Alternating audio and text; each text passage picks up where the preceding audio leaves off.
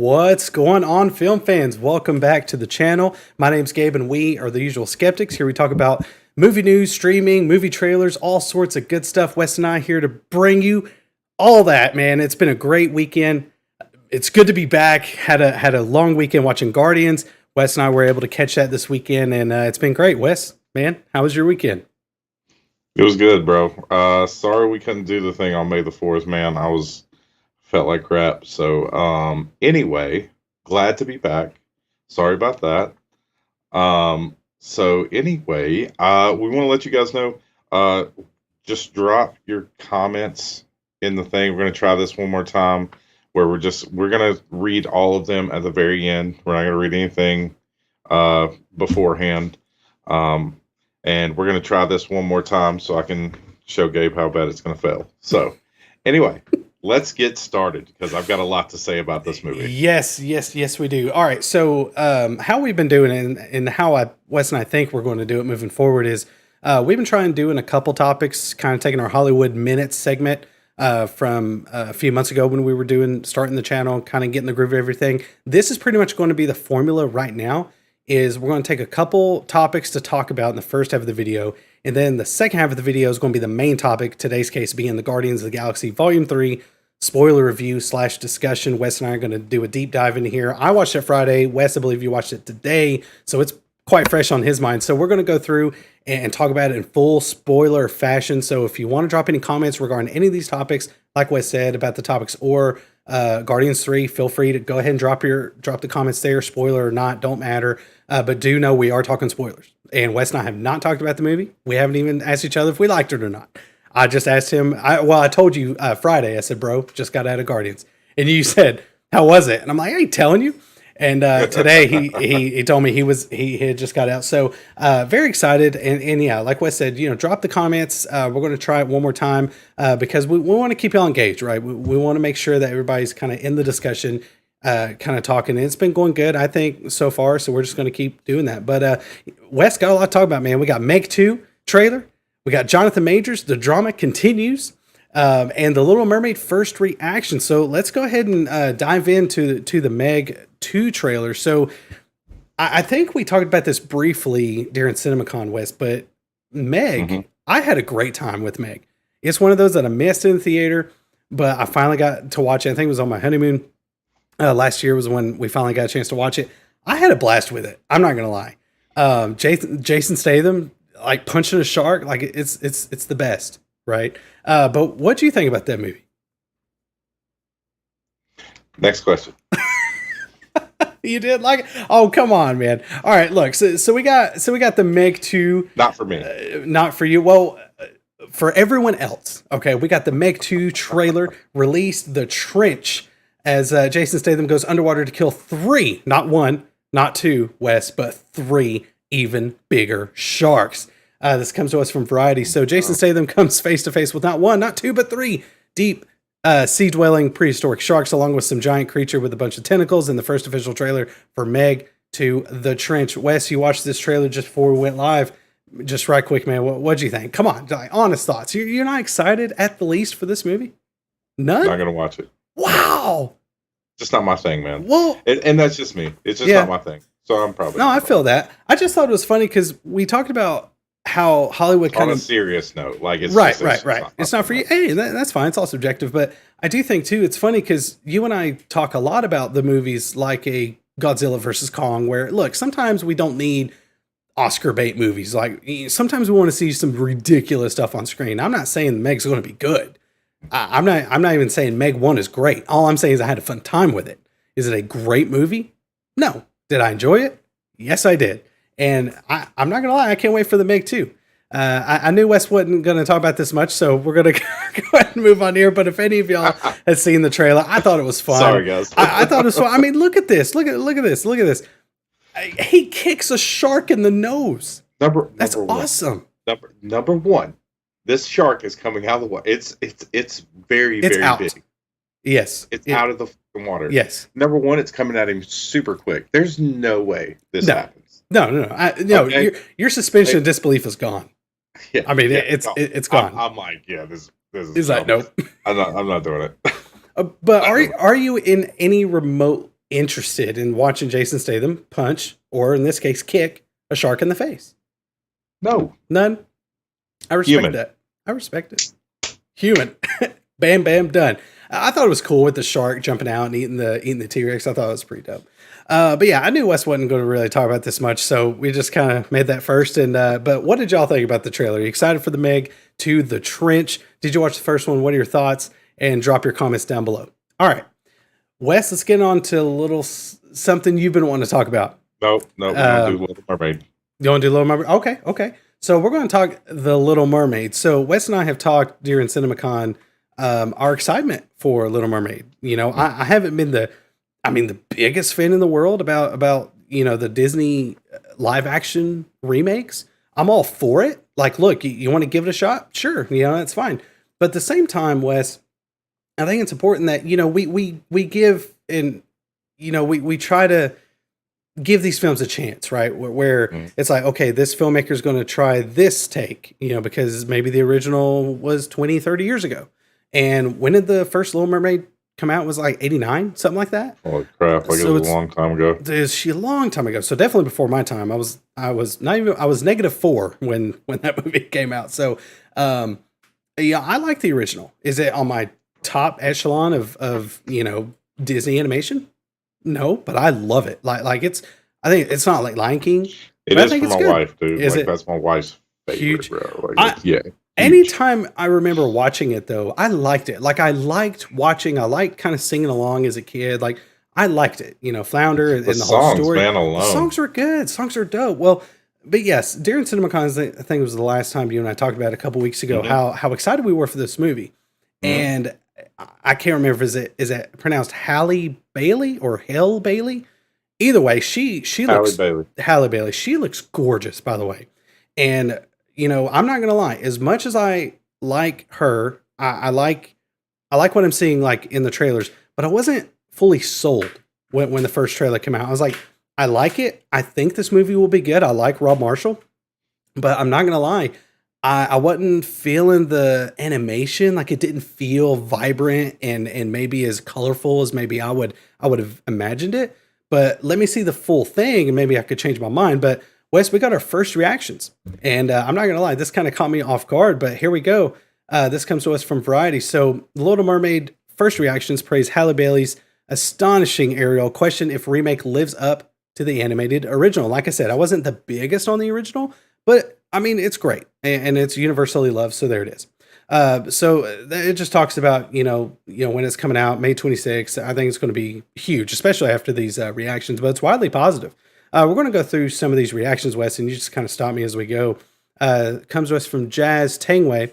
Disney's live action is magical, emotional, and enchanting. Rob Marshall just directed Disney's best. That's high praise. That's Disney's bold, best ever live action film. Lin-Manuel Miranda, who we love around here, and Alan Menken's beautiful music shines as it should. Lin-Manuel Miranda is fantastic. Halle Bailey is absolutely extraordinary, and Melissa McCarthy is a badass Ursula, and she does look quite fantastic. Dude, like whenever I seen, did you see the trailer with her in it? Oh yeah. It was good. I like the second trailer more. Yeah, bro, I was like, okay, yeah, I really did. Can see her as Ursula. So. Oh, for sure. Yeah.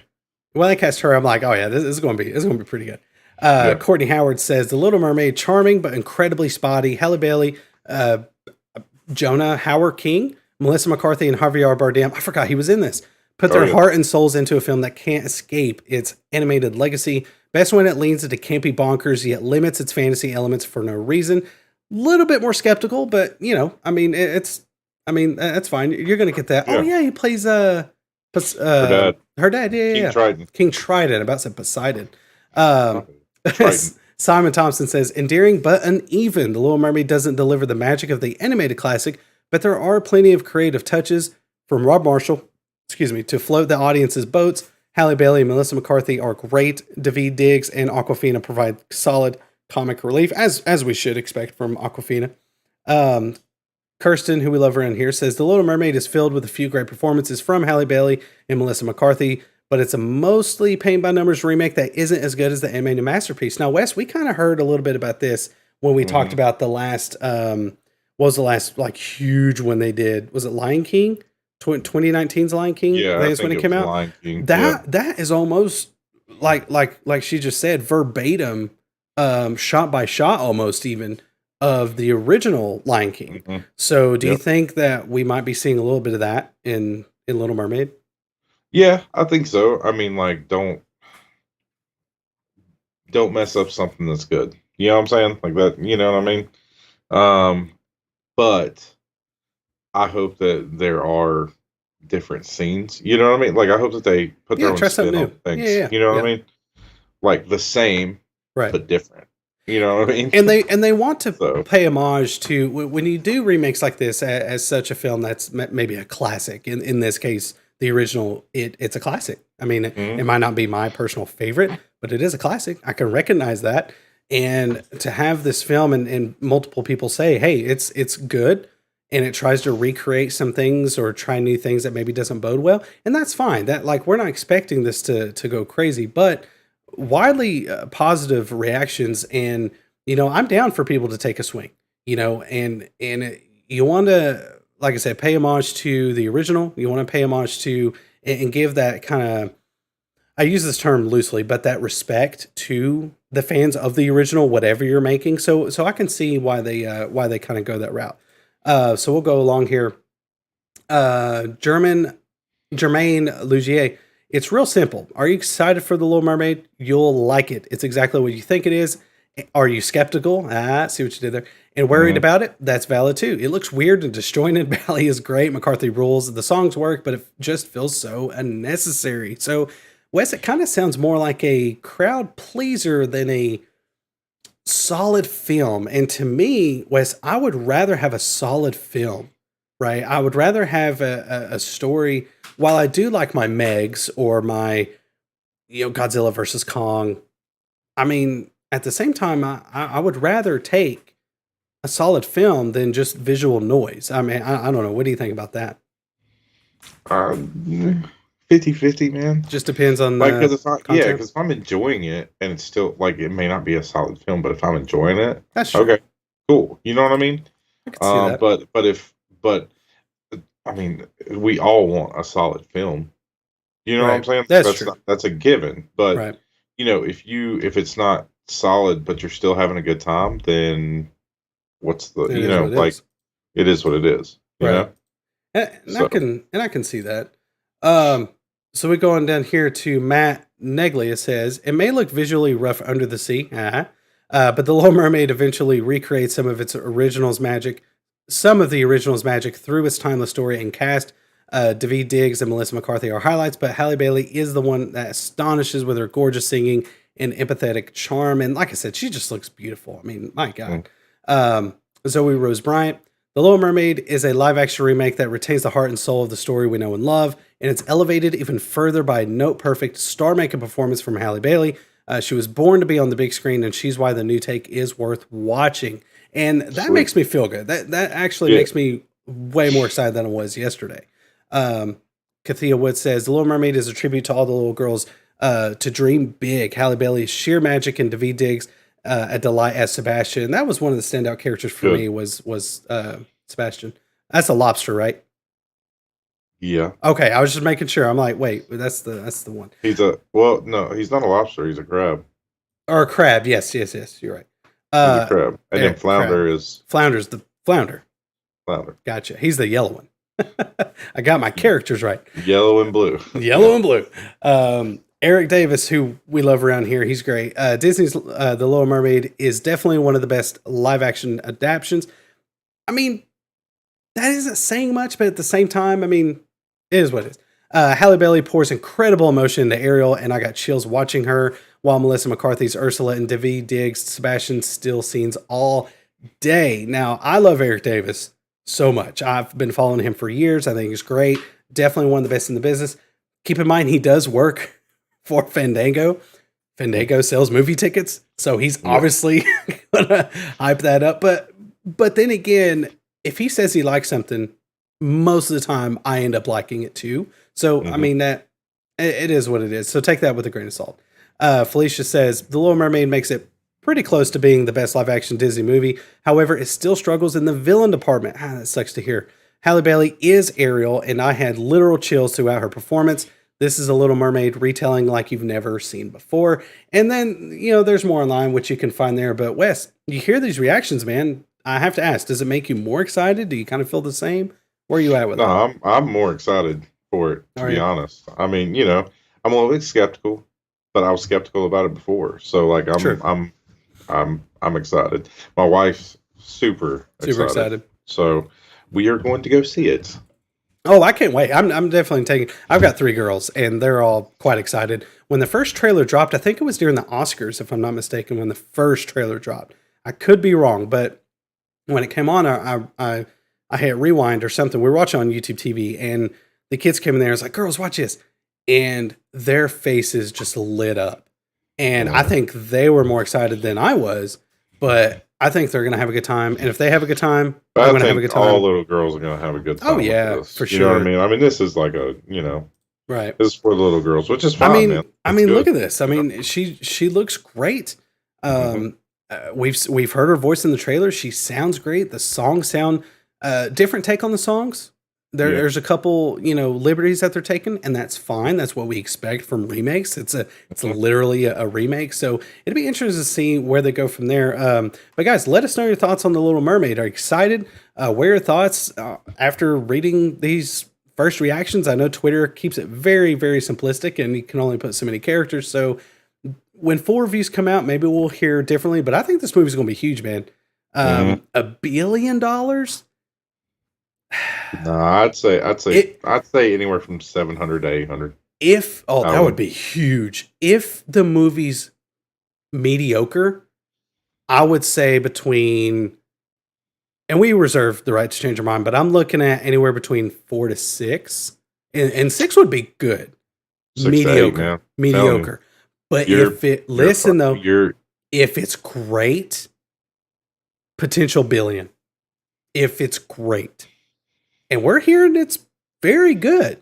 So that you're to me, doubting all the Disney fans that like did grow up with this that are going to go see it either way. but the last That doesn't matter. It's going to make it what? because you get what I'm saying? Oh, it's Do you going to make understand? money. It's going to make money.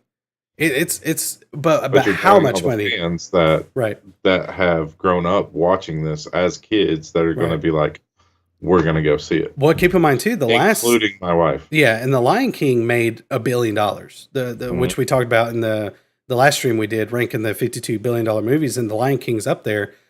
So people are definitely interested in the Disney remake. So it'll be interesting to see how that turns out. So yeah, let us know your thoughts and drop them there. So all right, Wes. You know who's not all about girls' power and everything? Oh my God, that's a On to our next subject. that's a good segue. All right, Wes. So you've been begging me for weeks to talk about this. For like a month. It's been for And it's, even no.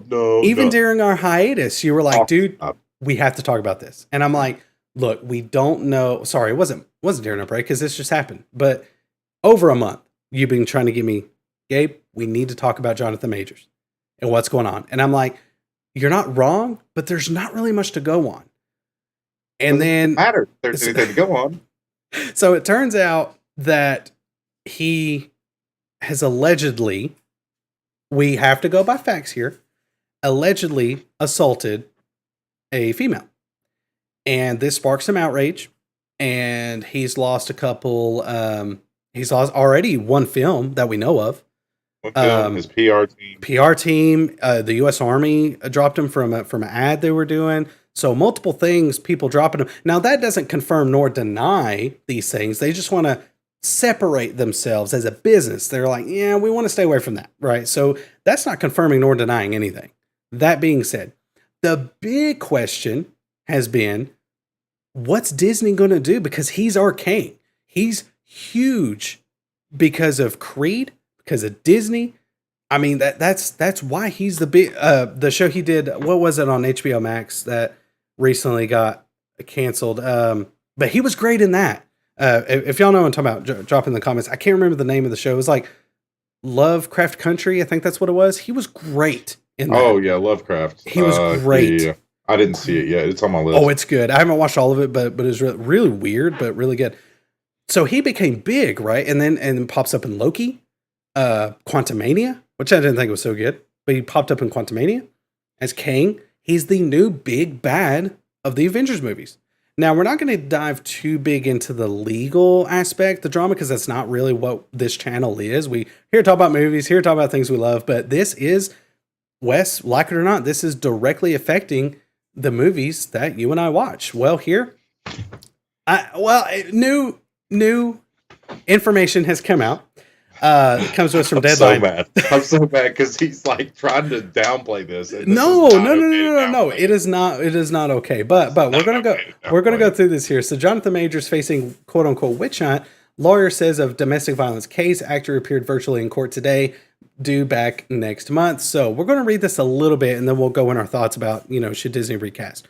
Jonathan Majors could be imprisoned for up to a year if found guilty of charge unveiled this morning in his domestic violence case. At the same time, the actor's attorney today slammed proceedings as a byproduct of the racial bias that permeates the criminal justice system. Goes on here to say Tuesday's SWIFT status conference in the Manhattan Criminal Court building comes 6 weeks after the magazine Dream Star was arrested by the NY. So it's been 6 weeks, Wes. 6 weeks. Appearing virtually for the hearing for the Creed 3 star, saw the Manhattan District Attorney's Office make a public superseding complaint with the charge of third-degree assault. The Class A misdemeanor has a maximum possible sentence of 12 months behind bars or a 3-year probation term. So I've been asking him for 2 months, guys. Thank you. Yeah. Go ahead for clarifying that. Go ahead. Barely visible to the gallery on screens facing away the seats, Majors did not enter a plea to the new charge. In fact, dressed in a beige shirt against a pale off-white background on screen, Majors has little to say Tuesday beyond yes ma'am to Judge Rachel as Polly. The next hearing in the matter has been set for June 13th. The judge told Major he has to appear in person for that. I'm required to inform you that, as you know, if you fail to appear in court on June 13th, a warrant can be issued for your arrest within 48 hours. And you'd be brought back in the usual legal mumbo jumbo. I'm locked up. I'm locked up. We have provided the district attorney with irrefutable evidence. This is what's interesting. What's interesting. We have provided, outside of court today, Major's lawyer, Prior Caudry, was blistered in her statement of the DA's case. We have provided district attorney with irrefutable evidence. That's bold. That the woman is lying, including video proof showing nothing happened, especially not where she claimed, the lawyer said. We did this with the explicit promise for the DA that they would not fix their case and change it as we have proved the woman is lying. This is a witch hunt against Jonathan Majors driven by baseless claims. They went on to say, what else would they say? It's his judge. Glaring double standard in the statement Deadline. Instead of dismissing the allegations in the face of the woman's clear lies, the DA has adjusted the charges to match the woman's new lies. To be clear, there are no new charges against Mr. Majors. Wes, I'm not going to lie to you, man. This is a crap show and a half. Okay. Oh, now I'm not. Shit show. It's been a shit show. It has. Well, I'm not gonna lie, dude. I'm not the world's biggest, knowledge individual regarding law, American law. I'm not.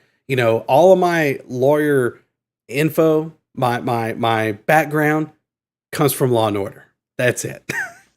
So not very good. So don't take what I say for anything. Okay. However, I'm telling you right now, this is going to be a crap show. This is going to be a crap show. Oh, I hope it won't. I hope it doesn't. I hope that none of this is true for the woman's sake. I hope none of this is true. I did too. Like, right. I don't. No. Like, it's not like that. Right. Like, I wanted to talk about it for the simple fact that it has to do with the movies, not this legal crap. Like, no. I could really care less about that. Like, I really hope that it's not true. Right. I hope the woman's okay, and I hope that whatever happened, it gets resolved. We hope the truth comes out. Yeah, of course. I hope the truth comes out, no matter what it is. You get what I'm saying? But whenever it comes down to it, like, I've heard that there's other allegations from other women coming out and stuff like that, and them speaking out about it and stuff like that. Now, that has nothing to do with this case. Right. That has nothing to do with this case. But I'm saying, like, since this woman has come forward, it's bringing up more and more. It's bringing up more baggage. And more. And we've heard this from, like, this has happened in the past with other actors, where it's like come up and all this other stuff. One comes up and then and then it's just like, and then then we don't see that actor anymore. Do I want this to happen? Absolutely not. Do I think it could happen. Yeah, it could happen. Well, I have And to. not, I have to say, Wes, you and I are. We've been on the record saying we're huge fans of Jonathan Majors. yeah, dude, I yeah. I thought he His was acting is great, impeccable. His acting is impeccable. He's bro. great. But whenever it comes down to it, you're gonna treat women like that. You don't need to be doing what you're doing. You don't need to be putting your face out there as somebody representing number one, representing Disney. You damn sure don't need to be on the army. You Yeah. know that. Oh yeah. You're a veteran. You know? Yeah. Like you don't like that's something that doesn't need to happen. And if that did happen, then shame on him. You know what I'm saying? Yeah. But to get to the big topic with which is what we really want to talk about is okay, the scenario is if this does happen and he goes to jail for a year, Disney has to recast. And I don't mean and so here's the thing. So if anybody reads the comics and anybody knows about Kang, Kang is multiple different people in the comics. So they could Right. recast him and it be okay because everybody that knows Disney knows that they don't want to be a part of it if it is true. But also us as comic book people, we also know that it's okay because in the comics, Right. he's like an Egyptian. He's like all these different things in the comics. He literally is. So, you know, Disney could really just write it like I don't mean write it off, but they could just be like, okay, and we as fans would be like, we get it. Do you know what I'm Right. saying? Like, and that's my whole thing. You could be like, all right, well, we're just gonna kind of, you know, steer clear of this. This is what's about to happen. Right. And, you know, and I know I said before, like, oh, well, they could just bring in Doctor Doom and blah, blah, blah. That was just me just like kind of spitballing and BSing a little bit. But to be honest, they've already set up this Kang Dynasty thing. You know, if they have to recast, it would be okay, but they have to do it the right way. Right. They have to, like, if they're going to recast, they're going to recast Kang multiple different ways. He's got to be the Egyptian. He's got to be from I think there was one from an alien thing. Like there was all kinds of these different Kangs. So they would have to have a play on that for for something like that to work for the fans, for us to be like, all right, we get what you're doing, but we get it. Like, okay, we'll deal with it. Well, do you get what I'm saying? And a couple things to note too is that like one of the things I tell my kids is you know, perception is everything. Whether you mean or don't mean to do something, perception is everything. And whether in this case that applies, unfortunately, is look, whether he did it or not, the fact is this is not a good look on Majors. Now, he could be cleared later on, but right now the damage has already been done. Unfortunately, I'm not saying he did it. I'm not saying he didn't. I hope he didn't, just because I'm a huge fan and I don't want a woman being abused, like just from that aspect. But disregarding all that, even as serious it is, but we're here to talk about the movies and actors and all that kind of stuff. So that perception and the optics as a business. I mean, you know, you've been in business, like optics is important too. And Wes, I'm calling it here. I think Disney should recast. Just because here's why. If Kevin Feige, which you know he has, I mean, I have him on speed dial. If Kevin Feige was to call me and say, "Hey, Gabe, it's your choice. You hear the stuff with Jonathan Majors. Whether it's true or not, we don't know yet. But we have hundreds of millions, if not $1 billion or more, because we know he's going to end up in at least 2 more Avengers movies. He's popping up in Loki. That's done filmed. That's coming out soon. So let's just say almost $1 billion. Let's just use $1 billion. $1 billion in the sky, wrapped in the sky. Gabe, what do you do? Should we recast? I say yes, because whether he did it or not, and that stings me to say that, because I love seeing Jonathan Majors on screen. Even though I didn't like Quantumania, I think we can all agree that Kang was great in it. Like his performance was gritty, and I kind of wanted that. I wanted to see, like, seeing that. Like, I'm not the person to go, okay, if I go into this movie, I want to see this happen. I don't normally do that, but I couldn't help, Wes, but to watch Quantumania and go, I want to see Kang interact with Thor. I want to see Kang interact with Hulk. I want to see Kang interact with Right. these characters because I think it would be cool because he's such a good actor. And then you got Brie Larson, you got Mark Ruffalo, you got Chris Hmm. Hemsworth. You have all these good actors that can bounce off each other, and I think would have good chemistry. So from that aspect, I'm like, man, I want to see him do other things. But at this point, they need to recast and let him go.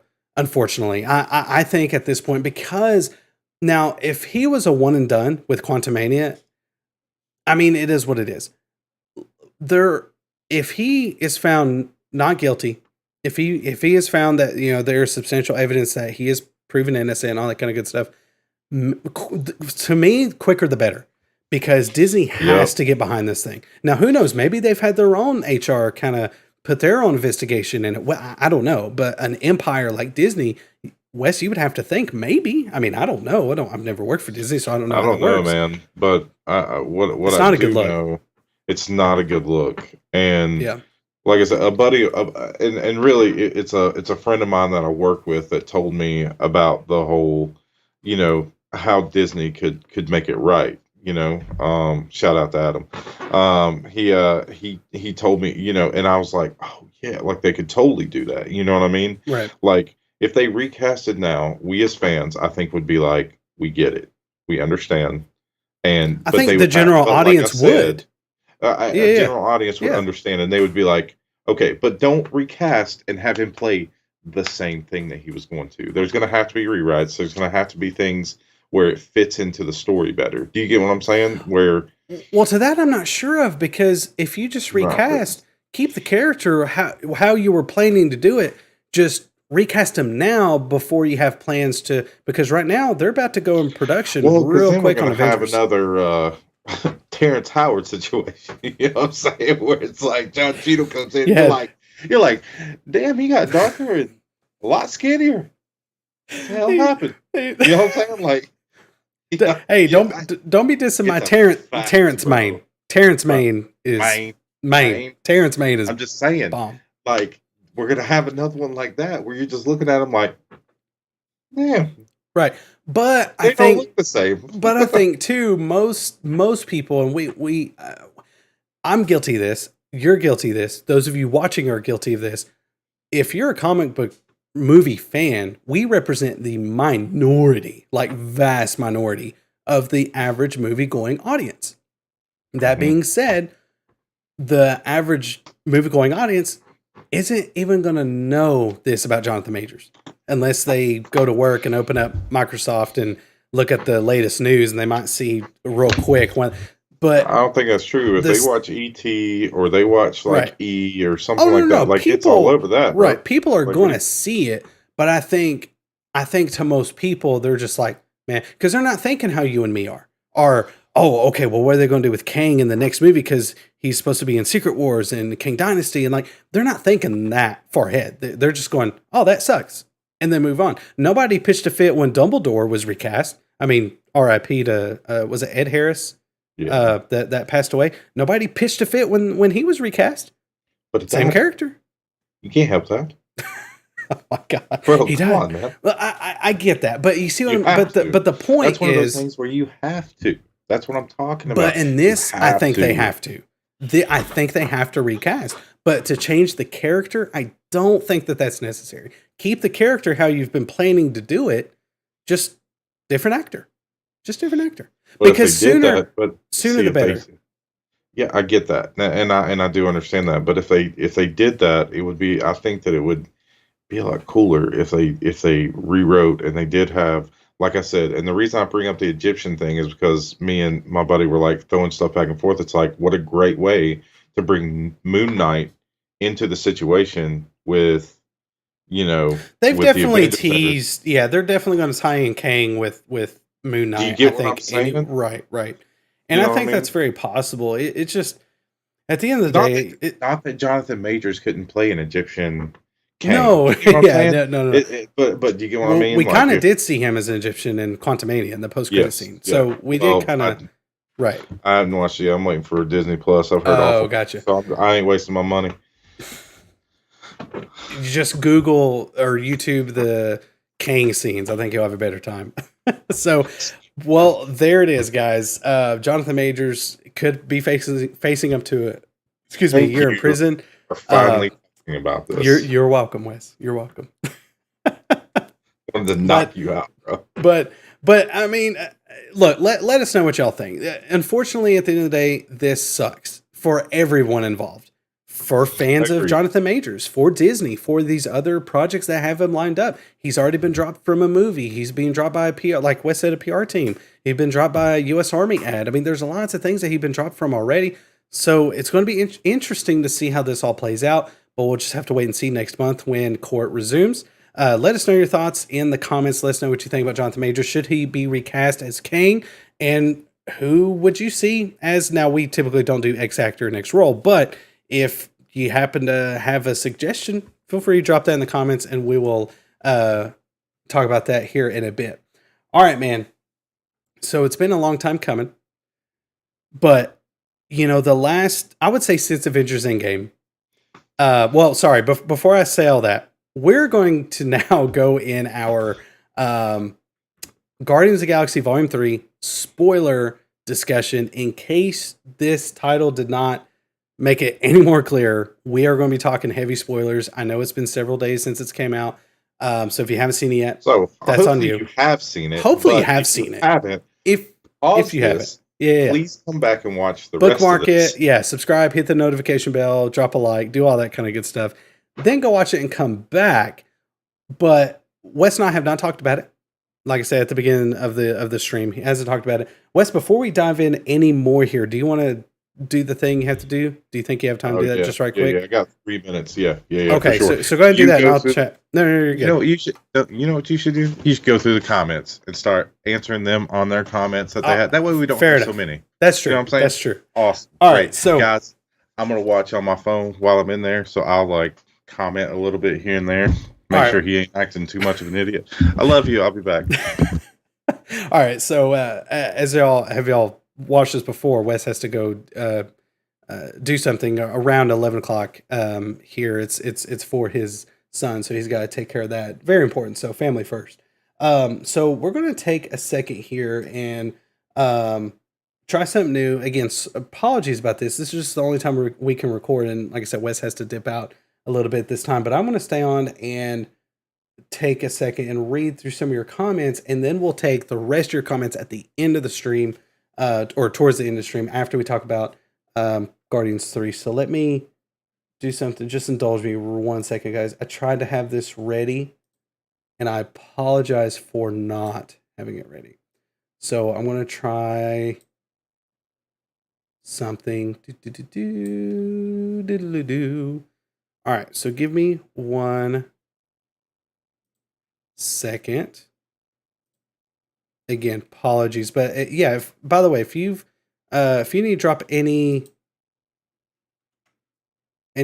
in the there we go.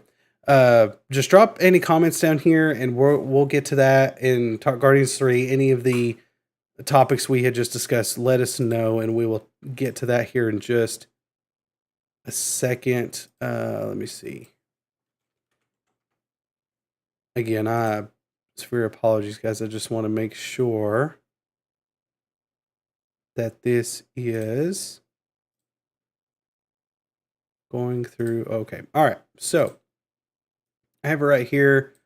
And we're going to go through and talk about it just a little bit. I'm going to kind of cover Wes up there. All right. So now he can't see me. All right. Okay. All right. So 80s Kid says, I saw it today. It was awesome. I'm assuming you're talking about Guardians 3. It was awesome. I laughed. I cried. It was amazing to see a great MCU movie again. Don't want to give my thoughts away too quick, but we will get to that here in just a moment. 80s Kid follows up Star-Lord, the TV show. I would totally watch that show. Hey, I'd be down for Star-Lord TV show, like on Disney Plus. I'd be down for that.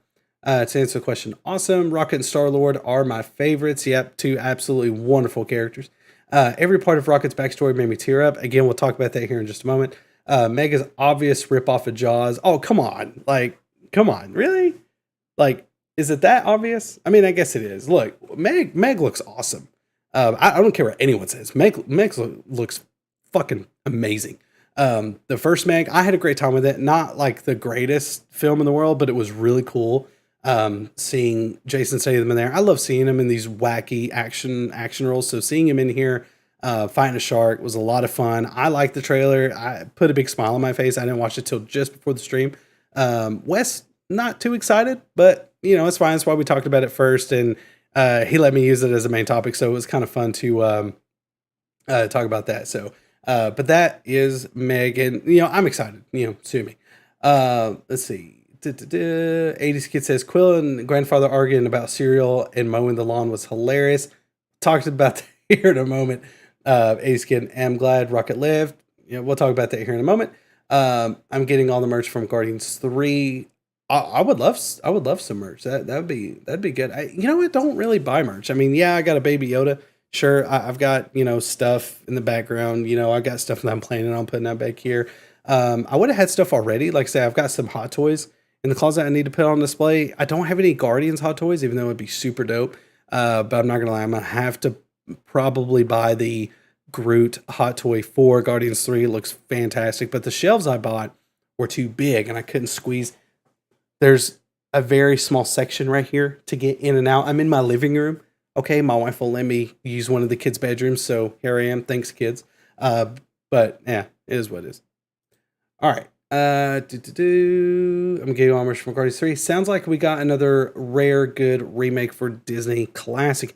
Yeah, that's one of the things Wes and I were talking about, right? Because even though there hasn't been that many, I mean, we've had Cruella, which I liked Cruella. The one was it Emma Stone? I thought that was really good. A lot better than I thought it had any business being. I liked it. I'm not gonna lie. If y'all like Cruella, let me know in the comments. But yeah, I had a good time with it. Had that one, had Aladdin. I don't remember if I watched all of Aladdin. I know I've seen quite a bit of it. I don't think I watched the whole thing though.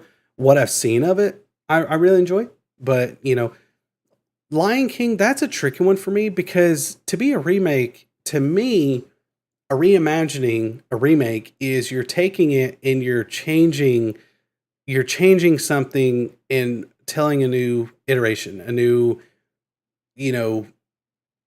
take, right, on that story. And I felt like the live action was still animated, but the live action Little Mermaid, live action Lion King was very it was still CGI, but fuck it. It was a beat by beat remake of the original. So if you've loved the first one, I think you're going to love the reimagining. Yeah, you can't really call it live action because it's not. It's all literally computer generated. So in that case, we'll just call it remake. But the Lion King remake, the 2019, I think it came out in 2019, which made over $1 billion at the box office. So people loved it. People went to repeat viewings. People went to take their families. I remember when the trailer came out, Thanksgiving, I think it was Thanksgiving Day, it came out, and it just looked fantastic. And I had a great time with it. I still choked up when Mufasa died. I still choked up, multiple times that movie, as I did the original. So I like that one. But as far as that being a remake, I don't really, if I include that one in what you were saying, Ace Kid, about, another, a good remake for Disney Classic. So I don't know if that one is even in the conversation. So we've had Cruella. I know I'm talking about them out of order, but I don't remember all of them. I had Beauty and the Beast a couple years ago. I wasn't big on that one, but I didn't hate it either. I thought it was quite good. We've had, I don't know, drop in the comments what were some that we had in there. I don't remember. Gosh, what were some recent live action? There's not many. Like, not many at all. Yeah, I can't remember off the top of my head. Y'all have to tell me and jog my memory. I can't remember. Oh, Jungle Book. Okay, so 80s Kid talks about Jungle Book. Well, that new Peter Pan, I don't remember if that's a series or a movie on Disney Plus. I think it's on Disney Plus. Wasn't hearing good things, so I don't have any interest in seeing that, to be honest. But I like the Peter Pan character. So I mean, it is what it is. But we'll go down here because 80s Kid mentioned a few of them here. Let's see. Oh, that's a good one, guys. Mulan. That one I did not love. I actually did not like that one. Like, legitimately did not like it. I watched it once. I hated that I spent the $30 on it because it was on that stupid bullshit Disney Premiere Access, whatever crap. That was so annoying. I couldn't go to the theater. Our theater, and even now, is still affected. And it's where I watched Guardians the other day. Our local theater is a piece of garbage. The people that run that are pieces of garbage. And it's our local theater. I promote going to your local theater and supporting them, but my local theater is a bunch just trash. I hate it. So if you're from where I'm from, I hope that you can see that. And if not, I mean, oh well, you might love it. It's just a wasted potential of what's going on in our theater. It's horrible. Anyway, I watched Mulan at home. That was when, COVID lockdown and all that. I mean, look, Disney was in as with all the other studios, was in a horrible, horrible predicament and decision. They had to release these movies. I would rather wish they just hold them, but then again, the movie was bad anyway. So seeing it on the big screen, I think would have been worse. But that's just me. I didn't like the movie. I thought it was absolutely abysmal. Paramadia says Lady and the Tramp. Yeah, that one I did not see. I think that one was straight to Disney Plus. I think that one was free. Wasn't interested in that one. Pinocchio live action. Oh, I didn't. That was a recent one, wasn't it? That was just a couple months ago. Thank you, Paramadia, for that. Yeah, I didn't hear good things. The original Pinocchio I love, but I wasn't hearing good things, and I love Tom Hanks. I just could not bring myself to watch it and feel that disappointment because I love Tom Hanks so much. So that was, I mean, it's unfortunate. So yeah, so we had Mulan. That one was horrible, and I contend Mulan is my second favorite animated film of all time, just behind The Lion King. The original Lion King, Mulan, I thought was abysmal. The live action, it was just horrible. And no, it wasn't because they didn't have Mushu in it. That wasn't the reason it was bad. The reason it was bad is because it was a horrible script. It was horribly directed, and yeah, it is what it is. So let's see. So 80s Kid says, sounds like we got another good remake for Disney Classic. Peter Pan was bad. I gave it a B- only because of Captain Hook's character. 80s Kid, are you talking about the latest Peter Pan? Talking about the one that literally just came out? If you are, yeah, like I said, I'm not too interested in watching Peter Pan, just because I'm not the biggest fan either. But I haven't been hearing good things from people that I trust, so I'm not gonna waste my time with that one. Jungle Book.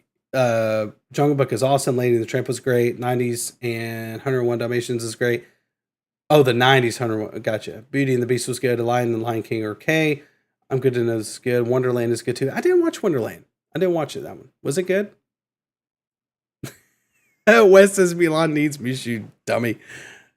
No, Wes, that wasn't the reason it was bad. The reason it was bad because it was a crappy script, okay? That's why it was bad.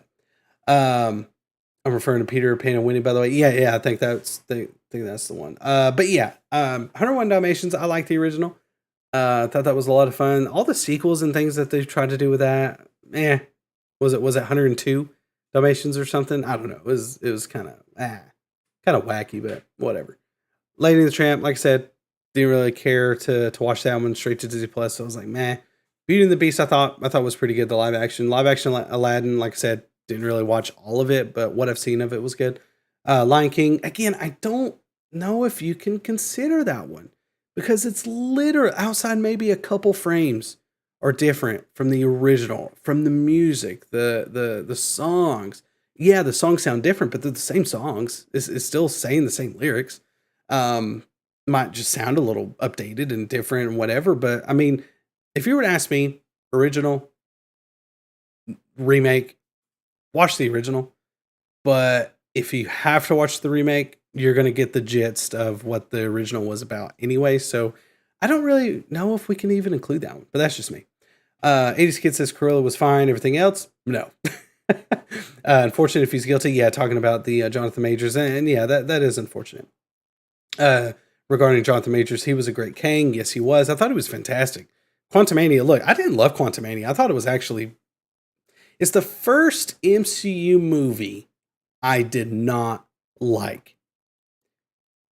and that sucks because look, Thor: Dark World. I don't want to say too much because Wes and I know he's not here at the moment. He's probably watching and listening, but I said, "Oh, it was bad," but Mishu, come on, yeah, Mishu, yeah, no, Wes, no, he was great in the original animated, but no, the reason the movie failed wasn't because of Mishu. Anyway, Wes and I are going to do our MCU ranking tomorrow, our updated ranking of the MCU films, and then probably soon we'll do a Disney Plus ranking. Probably closer when Secret Invasion comes out. We'll do a quick ranking and then go into that, or we might wait till just after Secret Invasion. We've done a ranking in the past, so we don't feel really compelled to do one right now, but that one will be coming. But an updated ranking for the MCU, we haven't done nothing like that yet on the channel, so we'll probably do that. Well, not probably, we will be doing that tomorrow as our main discussion. So we're going to be talking, ranking the MCU films tomorrow, not the Disney Plus shows, only the MCU films. So be sure to check us out tomorrow, 10 p.m. Eastern Standard Time. Come check us out. But I don't want to say too much. But Thor: Dark World, like, I don't think it's as bad as what people maybe make it out to be. But if you're ranking it MCU wise, no, it's not in the top echelon, right? Incredible Hulk. Again, I don't want to say too much, but I liked Incredible Hulk. I thought it was good. With not Eric Bana. I love Eric Bana, but Edward Norton. I thought that one was good. I mean, were there stuff in it I didn't like? Sure, but I thought it was good. And we're about to see Tim Blake Nelson back as coming back as a leader in Captain America 4. So that'd be interesting. But with that all being said, I didn't like Quantumania. It's the legitimately the first MCU film. Now, I've had Disney Plus Marvel MCU shows that I haven't liked, like Hawkeye, She-Hulk. I ultimately did not like She-Hulk. Hawkeye, I liked maybe the first 2 episodes, and then She-Hulk, I loved, and then I haven't seen a film I haven't experienced that roller coaster of emotion, just that vast, polar opposite just within an episode of She-Hulk. Like, I was loving it. And then now the other, like Hawkeye, it started going up and then it was going downhill. And I ultimately didn't like the show. She-Hulk, I loved it, loved it, loved it. And then I was like up here. And then the next episode, I was straight at the bottom. And by the finale, I'm like, what the hell am I even watching? Like, what is this? I think Wes and I were like, dude, like, what is going on? Miss Marvel was kind of even for me. I liked it and I ended up liking it all the way through. So that was a thumbs up for me. Wes thinks about it a little different. That's fine. But yeah, Hawkeye didn't like, She-Hulk didn't like, Moon Knight. I liked it all the way up until the finale. I thought the finale tanked. Didn't love the finale. Didn't love how they ended everything, but I love the Mark Spector character, the Stephen Grant character. So that'd be interesting to see where we go from there.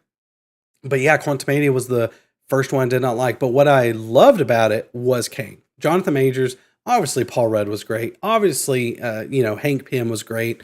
I can't remember Kirk Douglas as Hank Pym. I thought he was fantastic as always. Michelle Pfeiffer as always, fantastic, right?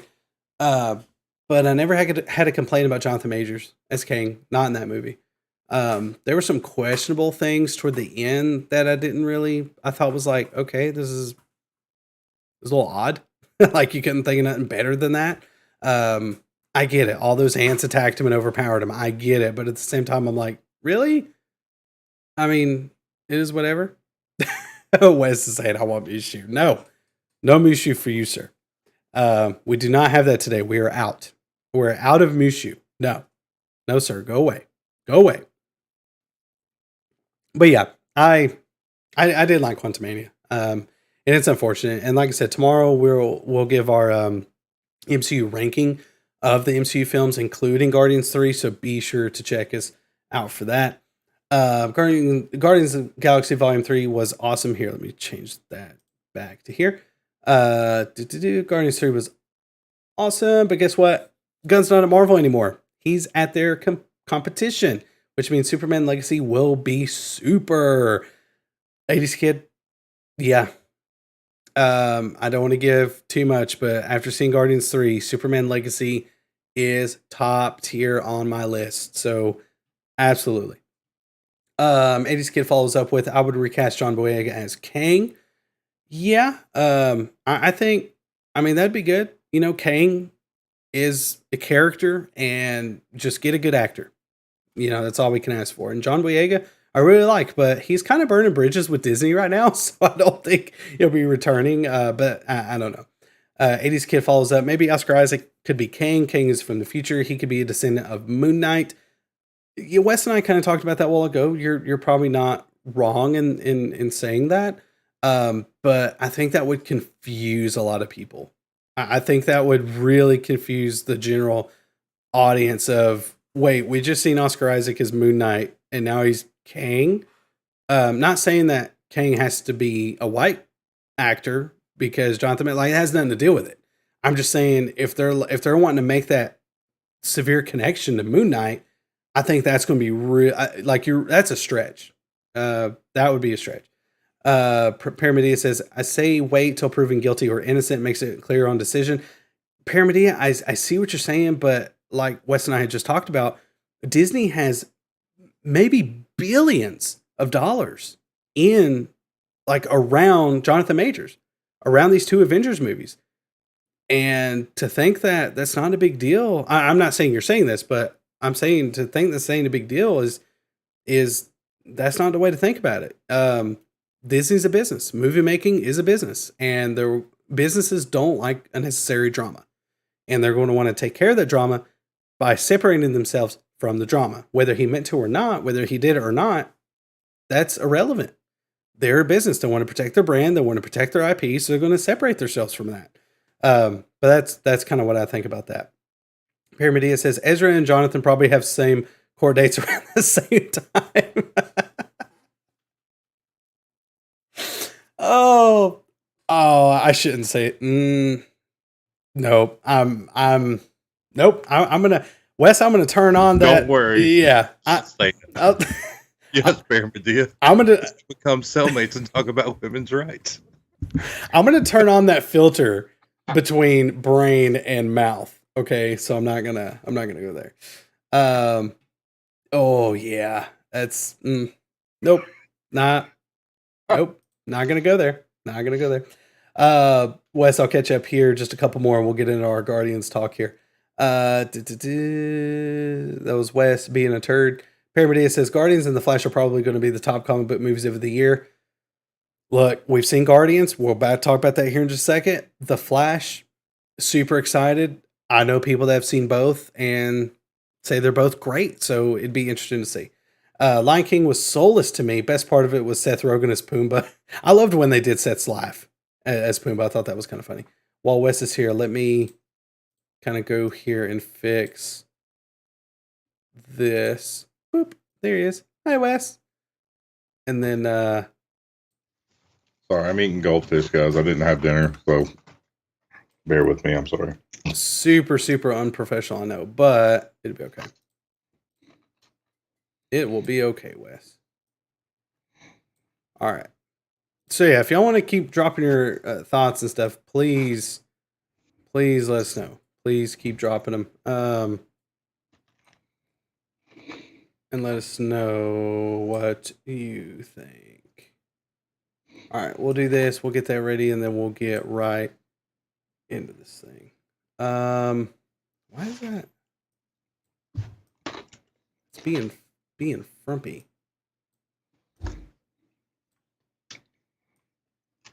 Oh, there we go. All right.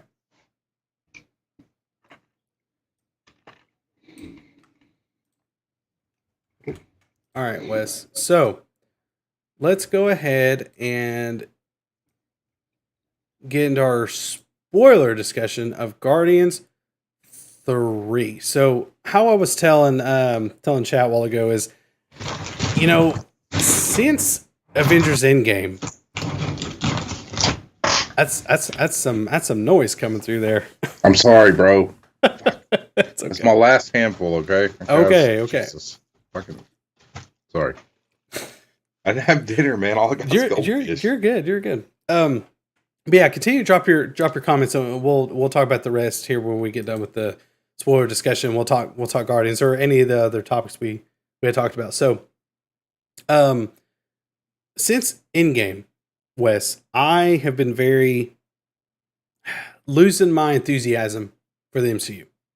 Yeah, we've had some Disney Plus shows come in, and some have been good, like WandaVision, Moon Knight. Loki was solid for the most part. Falcon and Winter Soldier, I thought, had some great stuff in it. She-Hulk, I ended up completely hating. Love the She-Hulk character. I can't wait to see the character again. But She-Hulk show, yeah, I the character's fine. It's the show that was derailed for me. Miss Marvel, I thought Miss Marvel was pretty solid. I mean, it was pretty even all the way through. Didn't like Hawkeye. Moon Knight, I thought was great up until the finale. I think, Wes, we were pretty much on the same page with that. So those come and go. But as far as the movies go, the first film out of the gate was Spider-Man Far From Home, which I enjoyed. I really like Far From Home. I love the Spider-Man Tom Holland trilogy. And then we've had films like Black Widow, which, hey, I thought was good, but it wasn't great like I wanted it to, right? We had Eternals. I liked Eternals very much. I've seen Eternals now 3 times, and I've liked it more and more each time.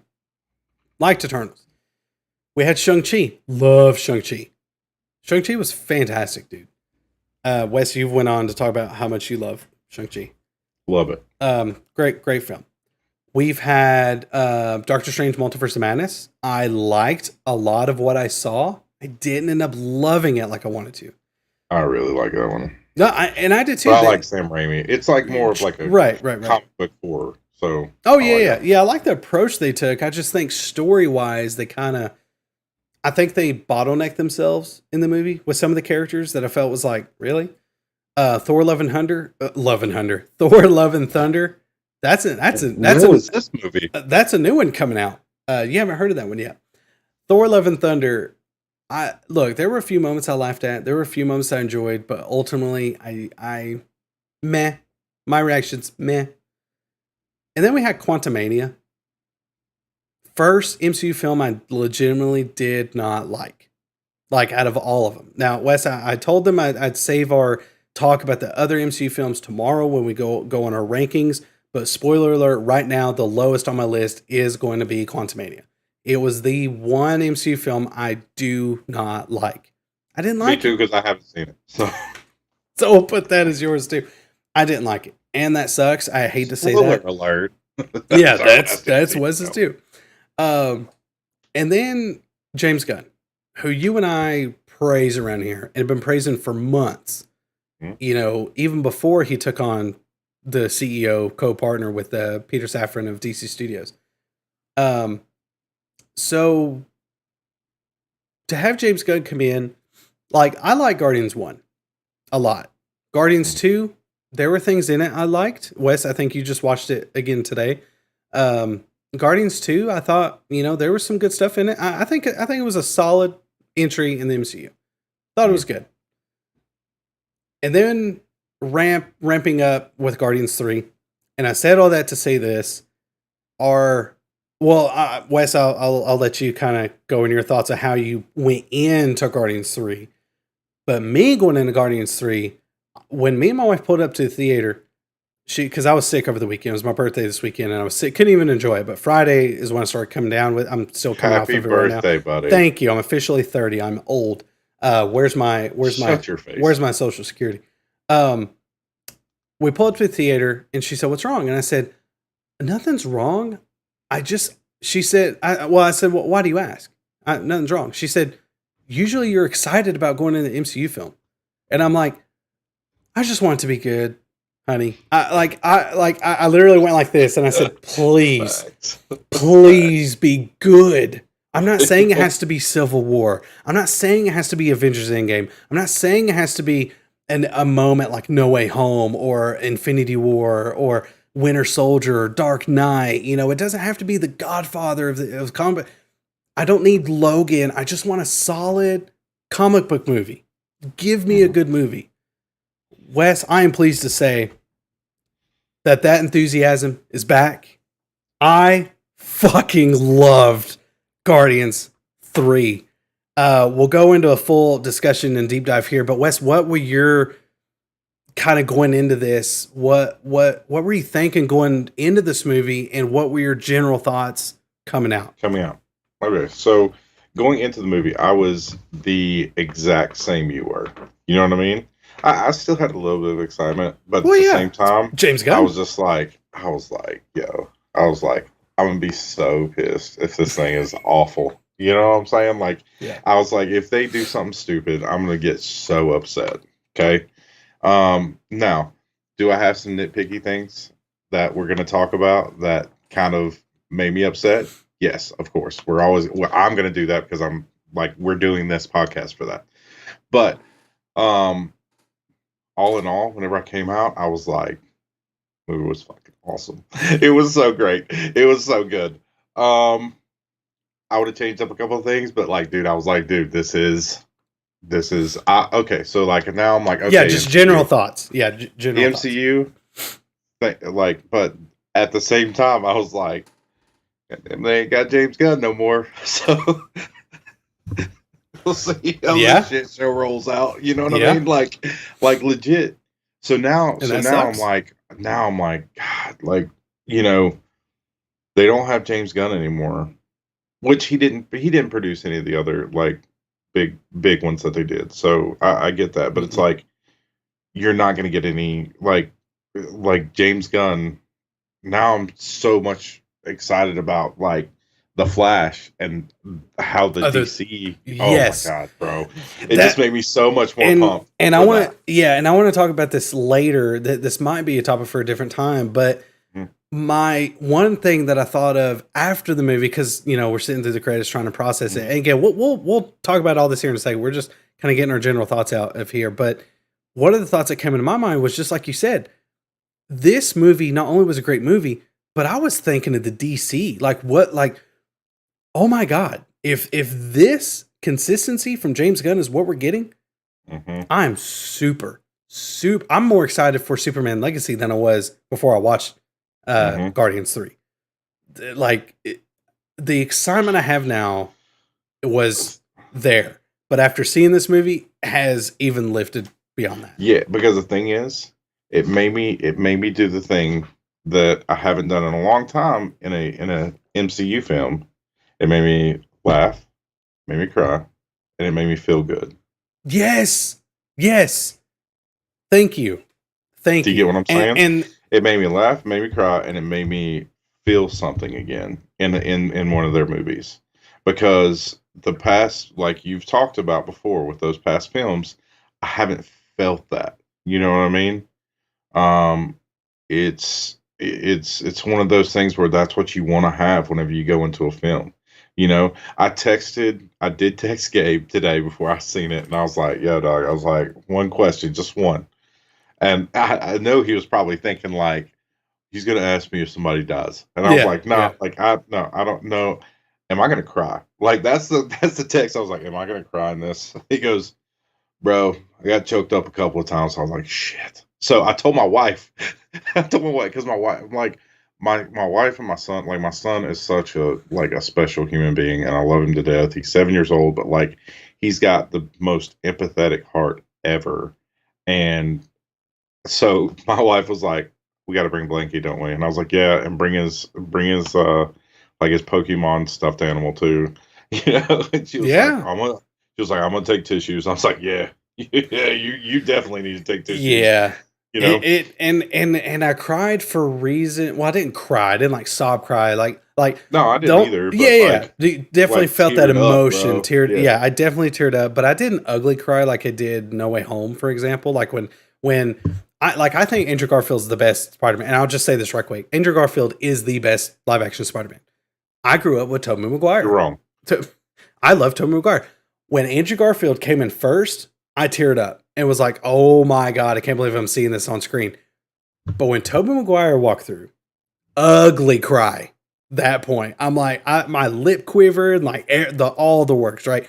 But this movie, I figured, like, because they've been saying, look, this is going to be the end of the Guardians franchise. Well, of the team as we know it, with Nebula, Groot, Rocket. What a great ending, yes, and we'll talk about all that here in a second. Now, we're not going to go through, plot point by plot point and all that, but kind of just talk about our general positives about the movie. But Wes, I didn't cry in ways that I thought had. I think that's what caught me off guard and really brought the raw emotion, the unexpected experience. And because I tell you what I cried at, but I'm gonna wait for it until when we get to it. Yeah. Well, when those moments came, like, and I think it was because I had a lower expectation, right? Because we're up until Endgame, we were used to going into MCU film going, oh my God, this is going to be fantastic. Oh my God, this is going to be great. Oh my God. And like people made an event out of it. And then it got to a point where since Endgame, it's been, I hope it's good. Yeah, like I hope it's good. So it's really interesting to come in and it feels so revitalized and feels so, like you said, like you cry, but you also feel so good when you come out because of how every character ends up. And we'll talk about that here in a second. But Wes, so the movie starts out with, some great one shots, right? Or long takes. And, there's a lot of good stuff, starting in this movie. The humor was there. I thought the music, the soundtrack was great. Anytime Beastie Boys is on, Guardians, dude. And that theme didn't show up till later. Every album, the first movie, the second movie, and this one, I'm going to own. The soundtrack's so great. Good. And the Guardians theme, when that even came on, I was choking up, like right. But this film had so much heart, and that's what James Gunn loves to tell. It's a story about family, as he always tells, even with the Suicide Squad, with the Guardians movies. He said that he had complete. I think he said this on Twitter. He had complete control over this movie. Like there was no, and I know you and I've complained in the past about, look, where's the MCU going? What are we doing? Blah, blah, blah, blah. But at this point, I just wanted a good movie. Like, yeah, we had some jokes regarding Thanos. Yeah, we had some of that stuff. And dude, I don't think I've laughed harder. And now it's been a beat since I watched Guardians 1, but I don't think I laughed harder in Guardians 3 than I did like ever. Like and watching any of the Guardians movies, and Drax's humor was on point as it always is. Mantis, which was a huge standout for me. Nebula was a huge standout. Who knew that back in Guardians 1 that we would get the Nebula that we had? And we've seen her evolution, like Guardians 2, where she's talking to Gamora about how Thanos would torture her and replace her with other body parts, mechanical parts when she would lose. But in this movie, Nebula, I think did a like that actress did an amazing job. Number one, Karen Gillan is amazing. So she was Jumanji. Come on, hot, bro. Anyway, so whenever she's sitting there and like they get the video of like what happened to Rocket, and she's sitting there as she's like projecting it, and like she's got a tear just rolling down her eye, and she was like, that's worse than what Thanos did to me. Like it's, you're like, I know, crap, and you're just like, yeah. So another thing that me and my wife talked about tonight was, for me, it's like it was tearing me apart because, and I want to talk about it now just because I want to talk about it now. Yeah, but sure. It's fresh in my mind. But like, at first, I was like, whenever Gamora came on, it's like, the whole movie, I'm waiting for the switch to turn. Do you get what I'm saying? Like, for her to go back to being... And remember... forced to remember? She can't. So here's the thing. And here's what me and my wife were talking about. I'm like, she did so good at being a completely different character. Yeah. Then we see her in Infinity War. Yeah. because she is a completely different person. Do you get what I'm Yep. saying? Like, she's from another universe. So, like, I was Right. like, Different man, it timeline, just yeah. blows your mind because I'm so mad because she's not the Gamora that was in, you know what I mean? In And you the feel rest of so those films. gutted because Peter's like, because it forces you to think yourself like, how would I think if I knew I was in love with a person and like we were both in love, and Mhm. now this person don't remember me. Not us They together, but yeah, we were in love. well, I love you, We've been man, in love. but Well, I love you, but I'm not thank like you. in I love with appreciate you. that. I appreciate that. So cool. All right. Well, I wouldn't care if you were. I'm just Well, I saying. mean, me neither. I Well, mean, I'm not but like it that. is. But Yeah. All right. Well, that's a different show. But no, it's you know but you're forced to feel that, and James Gunn did a really good job at showing you, and Chris Pratt did such a good job. Every dude, they even made you freaking care about the dog, about Cosmo, and Mhm. Cosmo's been in part of the comics for I think decades, and yeah, to have an emotional connection to that dog with minimal dialogue, like I'm a because Kralin, is that his name? Um, well, with Yondu's arrow. What's his name? Kraglin? Something yeah, I like that. think so. I think it's I Kraglin. can't remember. But he kept calling her a bad dog, Bad right? dog. And then Yeah. at the end, he's like, Oh, "That's yeah. a good dog," and I'm like, "Yeah, he is." No, you know? it's like, and she's a good dog, yeah. and he's a good dog or whatever. She's a good Mhm. dog. I was like, oh, it's It was fucking so, bomb. but the dog was helping protecting and we're jumping all over the place, and I get that, but we'll kind of go through. I know. We're not going to go step by step. No, so no, that's no. all. We're Kraglin. Thank you, 80s kid. But Wes, I will. So my biggest standout in the movie. Let's talk about that for a second. Let's try and get on track here because I know we're both excited. We both love this movie, obviously. Well, we haven't talked about it. So, guys, this is not like a raw reactions. This really is because Wes and I have not talked about this before air because we wanted to get a raw reaction just like y'all are hearing it. But let's talk about some of the highlights. Wes, let's talk about we already talked about the music, talked a little bit about the performances. Let's talk about the villain for a second. The High Evolutionary. What did you think about I can never pronounce his name. He was in Peacemaker. I don't know, but dude, Peacemaker, dude, I was on board. He's see so if I good have in it. Peacemaker, man. I don't have No, it you here. don't. Okay. Well, I'll just pop it here for a second. What did you think about the villain? Amazing. Oh, that was good. Such a good villain. Now, Oh, that was good. I loved him in Peacemaker. Oh yeah. But he's such a good. He did a really good job as the villain, I think. He did. And that's me. One little thing that irritated me was at the end, whenever he had the little flap and they like took his face off. Oh yeah. I was like, that looked really bad. I was like, that looked Really? so. I thought it didn't take me out. From a guy who loves effects, Loves his horror, yeah, and like loves that stuff.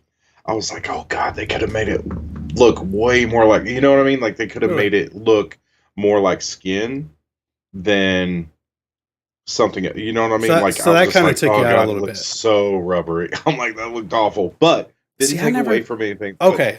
You know what I never thought that. Now that was such a great sequence because you had Rocket going back there and saving the other other rockets, the other raccoons and the other animals, and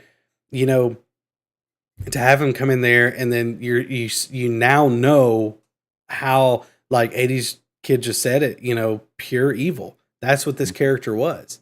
And now, is this character going to go down as one of the MCU's best, like Killmonger or Thanos or Loki? No, but he was a good villain for this story. Like we seen his motivation, we seen his what did he call it? I don't want to change the world. I want to perfect it, or however he said it. It was very menacing, right? And he looked great. The actor did a fantastic job.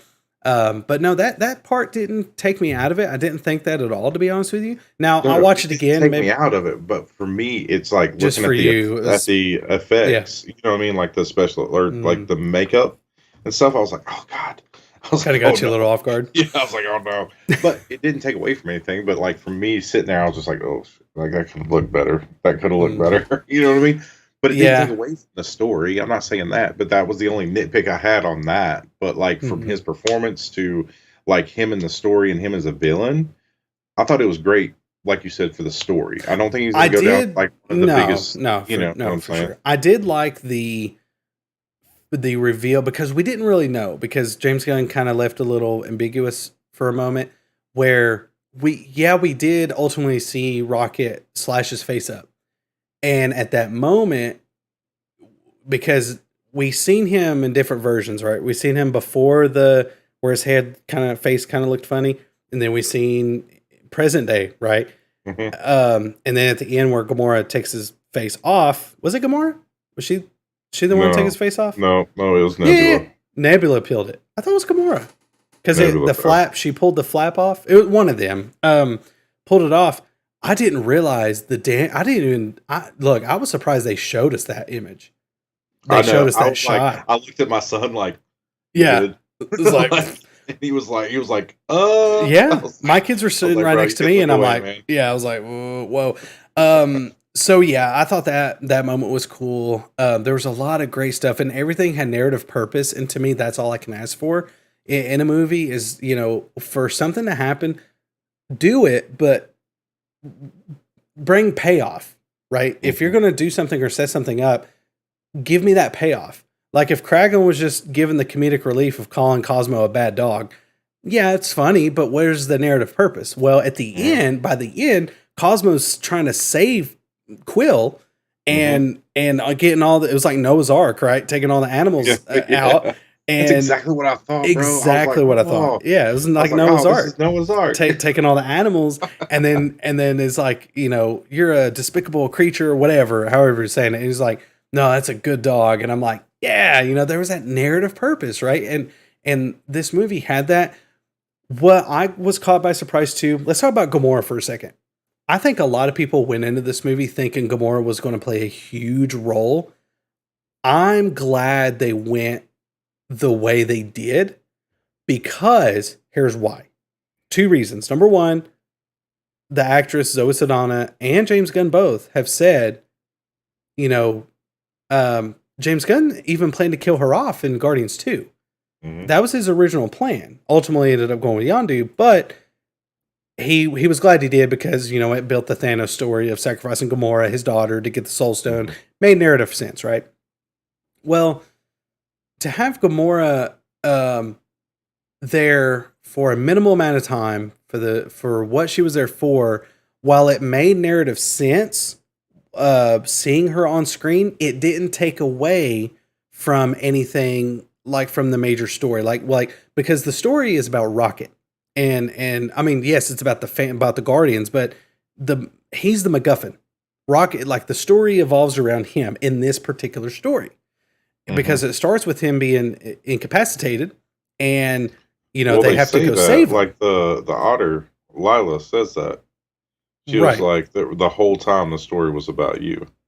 You know what I mean? Yes, Which, oh man, I was falling, bro. dude. I I was like, holy shit. Where she's like, Anyway, the sky but I is know we're talking beautiful. Gamora, Yeah, so yeah. let's talk about Gamora. So But yeah, like, Gamora, but they didn't take away from what the story was like because if you're gonna have Gamora on screen, the elephant's already in the room. You're gonna have to talk about Star Lord and Gamora's relationship. You're gonna have to have that conflict between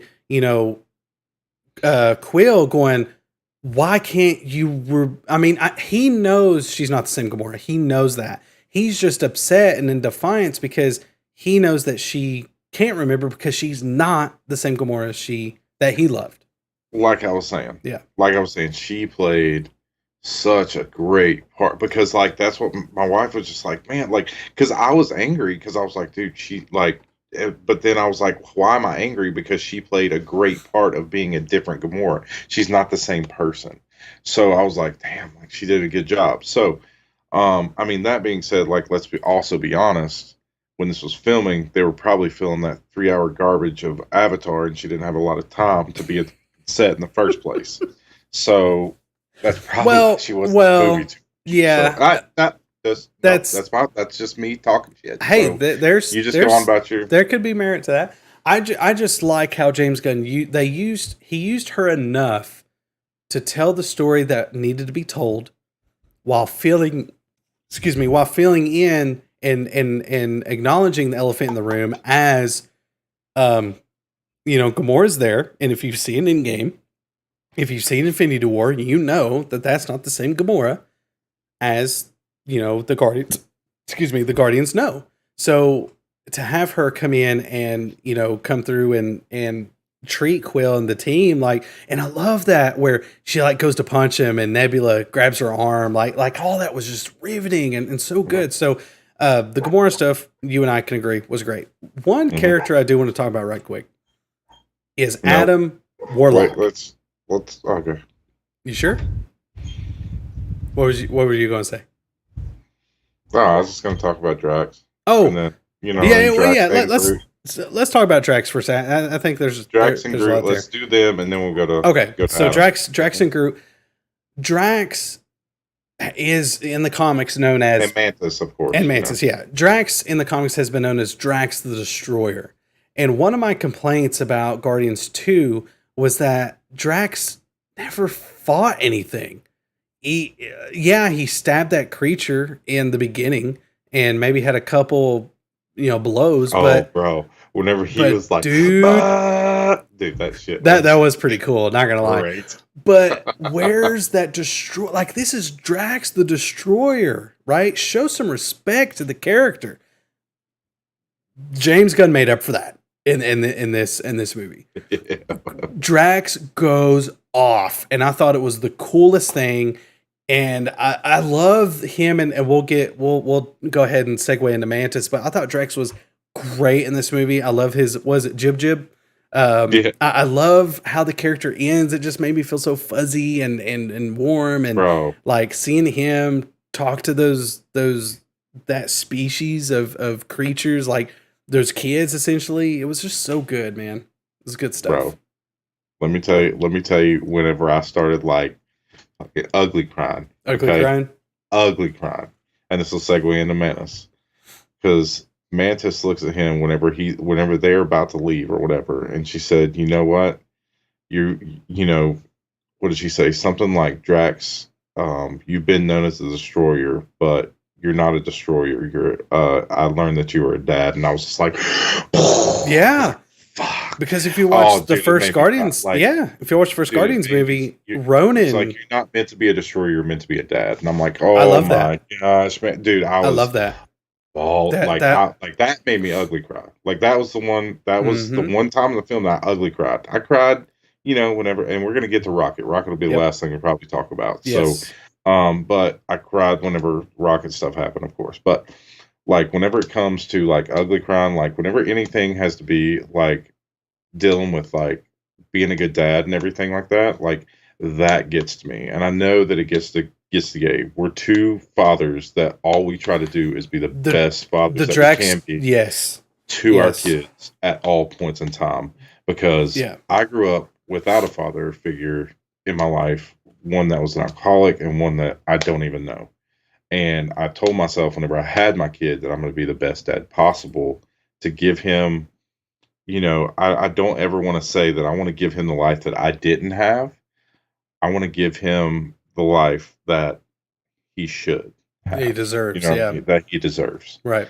And not, because if you try to give your kids the things that you didn't have, they're just going to be spoiled brats. You need to teach them the things that you didn't know whenever you were a kid. Whenever you were that little. Yeah.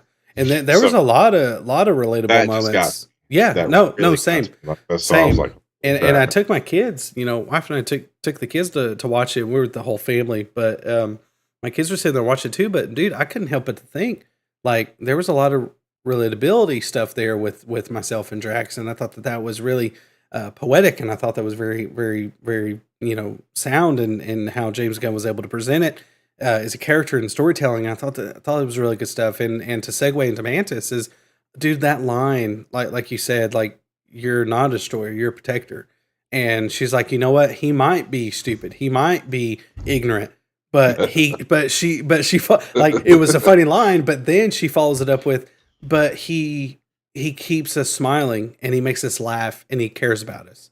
And I'm like, my God, man. I've never I've liked the Mantis character. She's been saying some funny things. One thing that I noticed it's in Infinity War, and I've seen Infinity War 30 times. It's I have an obsession with Infinity War and Endgame, but Infinity War, and I caught this not in the theater. It was several times, after it came out on VOD and home release. But I'm watching Infinity War, and the moment where Peter says, "All right, guys, let's put her on our mean faces," and because it's right when they find Thor, right? It's right there. If you look in the background when Peter says that, Mantis is in the back going. Like she just it's the funniest thing ever, and it's good. It's some hilarious stuff. Oh, bro. But she was able to have she was able to have a little bit of an arc in this movie, and I thought it was great. I mean, I it love the started Mantis out character. at the very beginning, whenever Peter's like trying to have that serious conversation Oh my god, with Gamora, and she's like, "Peter, we can hear you." we can hear you." and then he's like, I pressed the blue button because she was like, "No, the blue button is the black button. Blue The is black, button yellow's green, and then and then Drax is like, "No, I thought it was this way," and then she's like, "No, you're wrong. It's this," and I'm like, "Oh my god." She's just like, "Let's test it out." She yells at his ear. She went, "Oh, maybe." She was So like, "You're good. right." And like that was hilarious, and it was clever humor that it felt like It's So- like little kid humor, but it's hilarious. it's hilarious. And Guardians. So one of my complaints in Guardians 2, which I liked Guardians 2, I didn't love it, but Guardians 2, I felt like they kind of, and I do put this on James Gunn. I felt like they kind of over humor, like it didn't feel natural. The humor felt forced. It was like Thor loving Yes, Thunder. it felt be honest. most of the, and like We get it. We know you're funny. Right. Let's get to the story. And look, I laughed a lot in Guardians 2. I did. Like Yeah, I me love too. when I watched it today. yeah, I love when Right. Peter says, "Oh, I'm gonna do some messed up shit." Like it was hilarious. Like it's hilarious. Or make up some whatever, and then he turns into Pac-Man, right? Like it's funny, but it felt forced. This movie, every funny line felt it felt natural. It flowed. It part of it was also with the narrative. Dude, when they arrived at Counter Earth, when that kid rolls up the ball, Drax just picks up. Dude, that one, or whenever they're back on that origin, the one that's like a looks like flesh and whatever, and then Nathan Fillion is sitting there. Oh my god, Come the on, Nathan bro. Fillion, yeah, Nathan Fillion's sitting there, and he's like, yeah, I got a friend like that. Yeah, he's He was like, I really like this guy. I like him. Yeah, I would have punched this guy in the face. Dude, because Peter's like, oh, this guy. Yeah. His uncle's brother. He's like, and then he's like, what does he tell Peter? He's like, we're gonna kill everyone. And Star-Lord's like, no, we're not gonna kill anyone. Well, just one man. just one man, just one stupid man that nobody likes. That nobody likes. That the humor in this movie was so good, and so we talked about pretty much everybody. Star-Lord, we pretty much covered him. I love how they done him with the depression of having Gamora, knowing that she's out there, knowing that she's with the Ravagers and all that kind of stuff. Like that's all fine, all good stuff. Groot, oh my god. Groot became a badass, bro. This badass shot in this film. I love the shot in the movie. Dude, in that corridor scene, whole sequence, the whole thing was amazing. Now, sorry, go ahead. You're good. Go ahead. So at the very end, whenever he says, "I love you guys," do you know why he says, Yes. "I love you guys"? Yes. Go ahead and tell the chat. Go ahead and tell the chat. So if you guys didn't know, so basically this comes from James Gunn. My wife actually read this to me. I was like, oh, it makes total sense. I get it. So the reason, the whole film you've heard, and all the films you've heard Groot say, I'm Groot at different, in different ways. Yep. And everybody knows what he's saying. Well, James Gunn confirmed in an interview that the reason that that we hear him say, I love you guys at the very end, I was waiting for him to say family. Oh my god, I was waiting for him to say family. So bad. Family. Bro, anyway. The reason that we can hear him say I love you guys is because we've grown so close to, just like the character of Gamora, we've grown close enough to Groot to understand exacyone what he's saying. Yes, and it makes sense. Yeah. And as she's read that to me, I'm like, oh, yeah. shit. Everyone in the theater went and like gasp because everybody's like, he looks at everybody I and was there's waiting that. for him to say, "I am Groot" again, and know that he was saying, like, But "I he love you started, guys." "I love you guys," and then you're like, "Wait, what?" Yeah. Everybody in the theater gasped, and it was such a beautiful, like, dude. I'm getting chills thinking about it, and just Dude, me him too. saying, Me too, "I bro. love It you was, guys," and and it's but it makes sense to what James Gunn was saying is not that everyone can now understand Groot, because if you watch the scene, they don't react. Those characters don't yeah, react because some of them already know what he's saying anyway. right. So it's It's not the shocking to fans. them. It's for us. It's a little It's for us. it's a Oh, dude, it little was so good. James Gunn is yeah. so good. I cannot It's a little fourth wait. wall break. And dude, I'm so glad that they saved it for how many times we've seen Groot on screen and how many different So movies. many.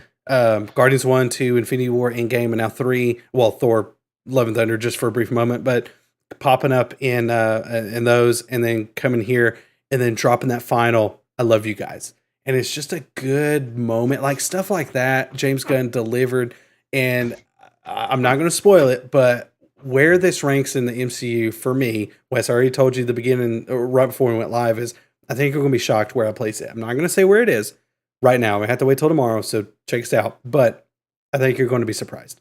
Bro, it's but like But that moment, it's so man, good. and then figuring out why, like, because I didn't know until I got home, but I was just like, Oh, I she didn't either. read that, Yeah. and I was like, holy I crap, that didn't makes think so about much it. sense. It makes me want to go back now and Oh just yeah. watch it, which I'm going to, like, go back and watch it again and I be have like, to see oh, it this again. is fantastic. We can go watch it together. I'm down, dude. So But also it makes sense too because I didn't think about I didn't think of it like that because in the moment I'm like, oh, all those other characters, most of them already knew know what what they're he's saying saying. anyway. And Gamora kind of set that up by going, I don't know what you're saying. You just keep saying I'm Groot. That's all you're saying, right? And Yeah, so and everybody else is just like, well, ev- no, he said it's this, like, this, this, this. yeah, She's they're like, like, no, no. you're saying I'm Groot, right? She's like, no, you're making it up. But it's great. So, all right, we talked about all the characters. Let's go ahead. We'll save Rocket for just a moment. We talked about the villain. Let's just right quick talk about Adam Warlock. Wes, what were your general thoughts about Adam? Because it was kind of hyped going into this. Like we've seen him in the trailer. Comic book fans know who this is from Infinity Gauntlet storyline in the 90s. He was teased at the end of Volume 2. Wes, we got him. What are your thoughts? So I'm gonna be real honest with you here, and you Go for it. may not like it, Go but for it. this was my one big nitpick of the entire film. I did not like Adam Warlock in this film. Reason being Okay. is in the comics, he is not a dumb person. He is a highly intellectual like person who feeds and gets more like he gets more intelligent as he goes. Now, I get they set it up. They were like, "Oh, well, they pulled him out early." Like, I get it. He's still not an idiot. This dude is in the comics. He's like a godlike figure who is an anti-hero. He's an anti-hero style person who usually does like he's like in the comics, he's going for his own quests. Like he's trying to get his own like he's trying to make his own path. Like he only helps Right. whenever it benefits his path to what he's trying to get to. Right. Do you get what I'm saying? Whether he's with villains or if he's with heroes, and he's usually with heroes in the comic books, but he does have a tendency to be a villain. Villains, whenever he's with the villain, he just acts as the way the villains do. Right. Now, I see that in the film, but also in the film, he's a bubbling idiot, man. I didn't like it. I didn't like it.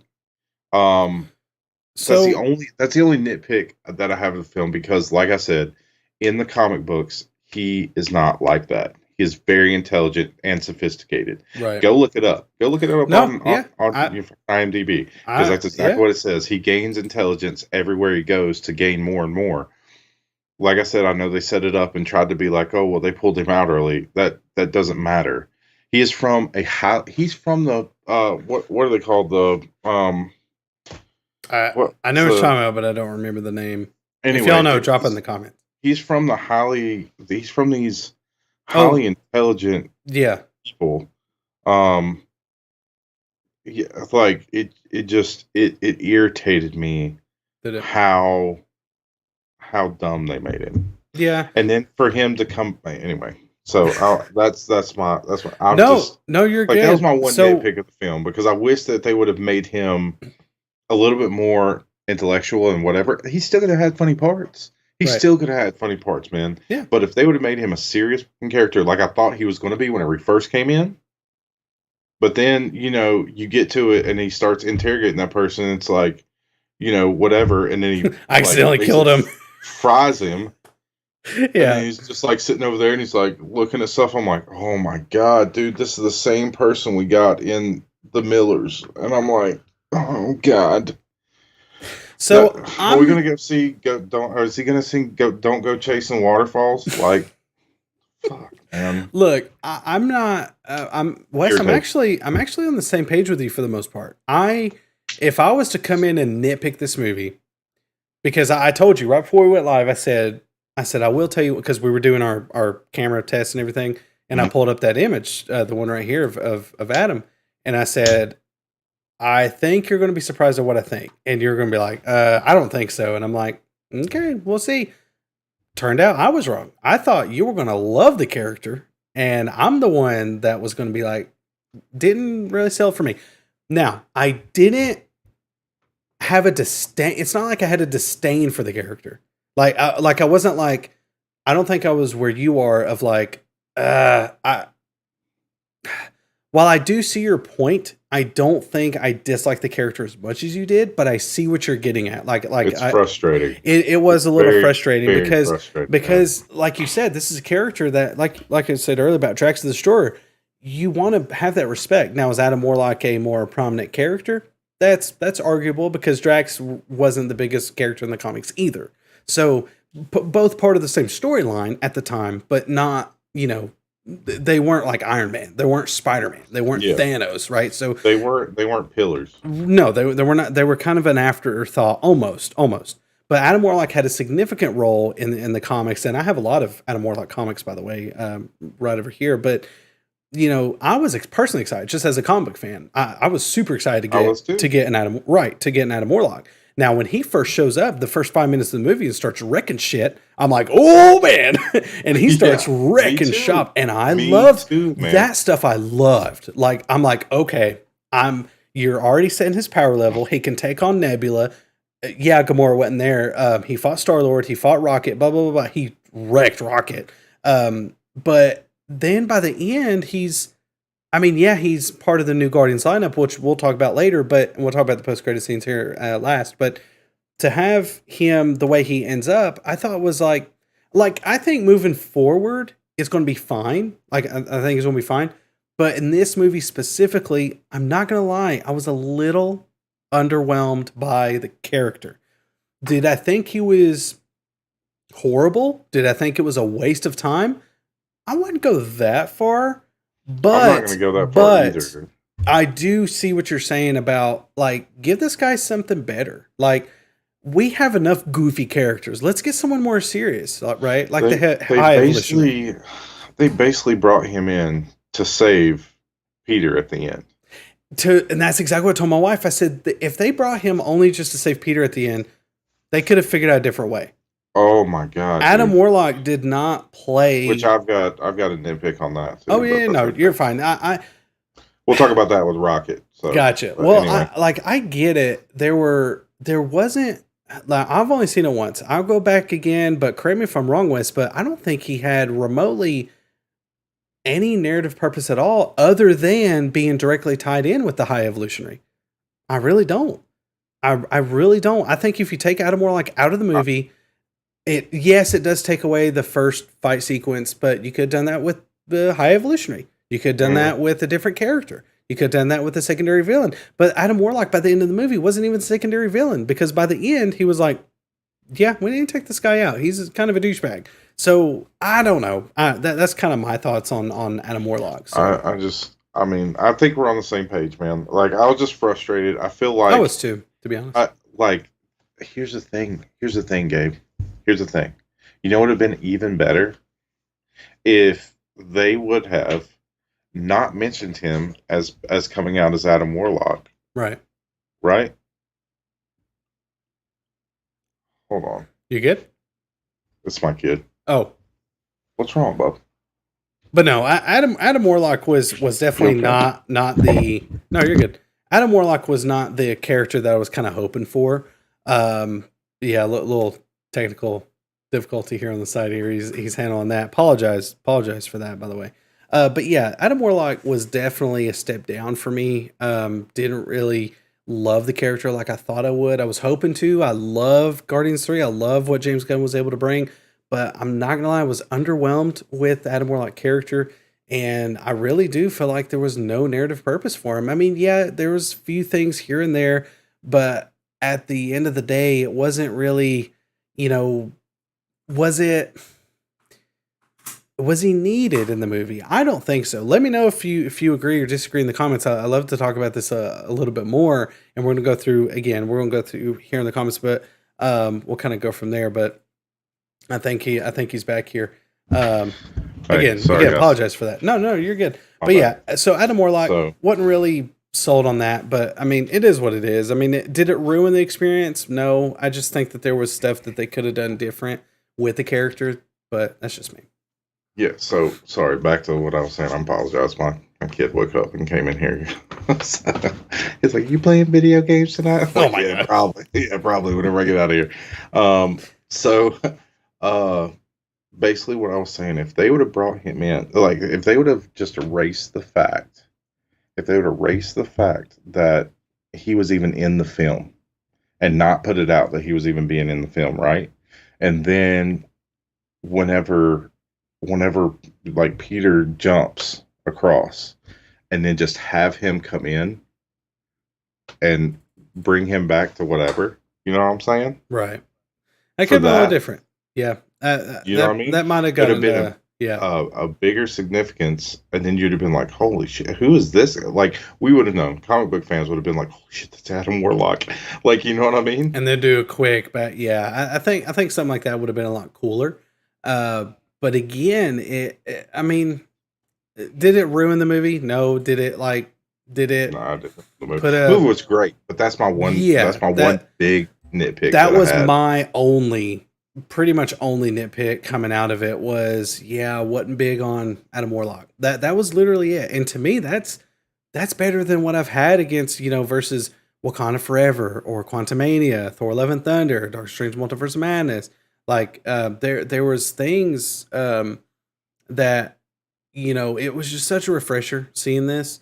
And the last character we'll talk about here is obviously Rocket West. We had Rocket come in, and like we said, like this sequence alone, the corridor sequence with the fight scene, I thought was fantastic. That was just some It was amazing. awesome stuff, man. And it was really cool to see how all that was playing out. What did you think about Rocket? Did you think that, it was wise to kind of use him as the kind of MacGuffin for the dude. story?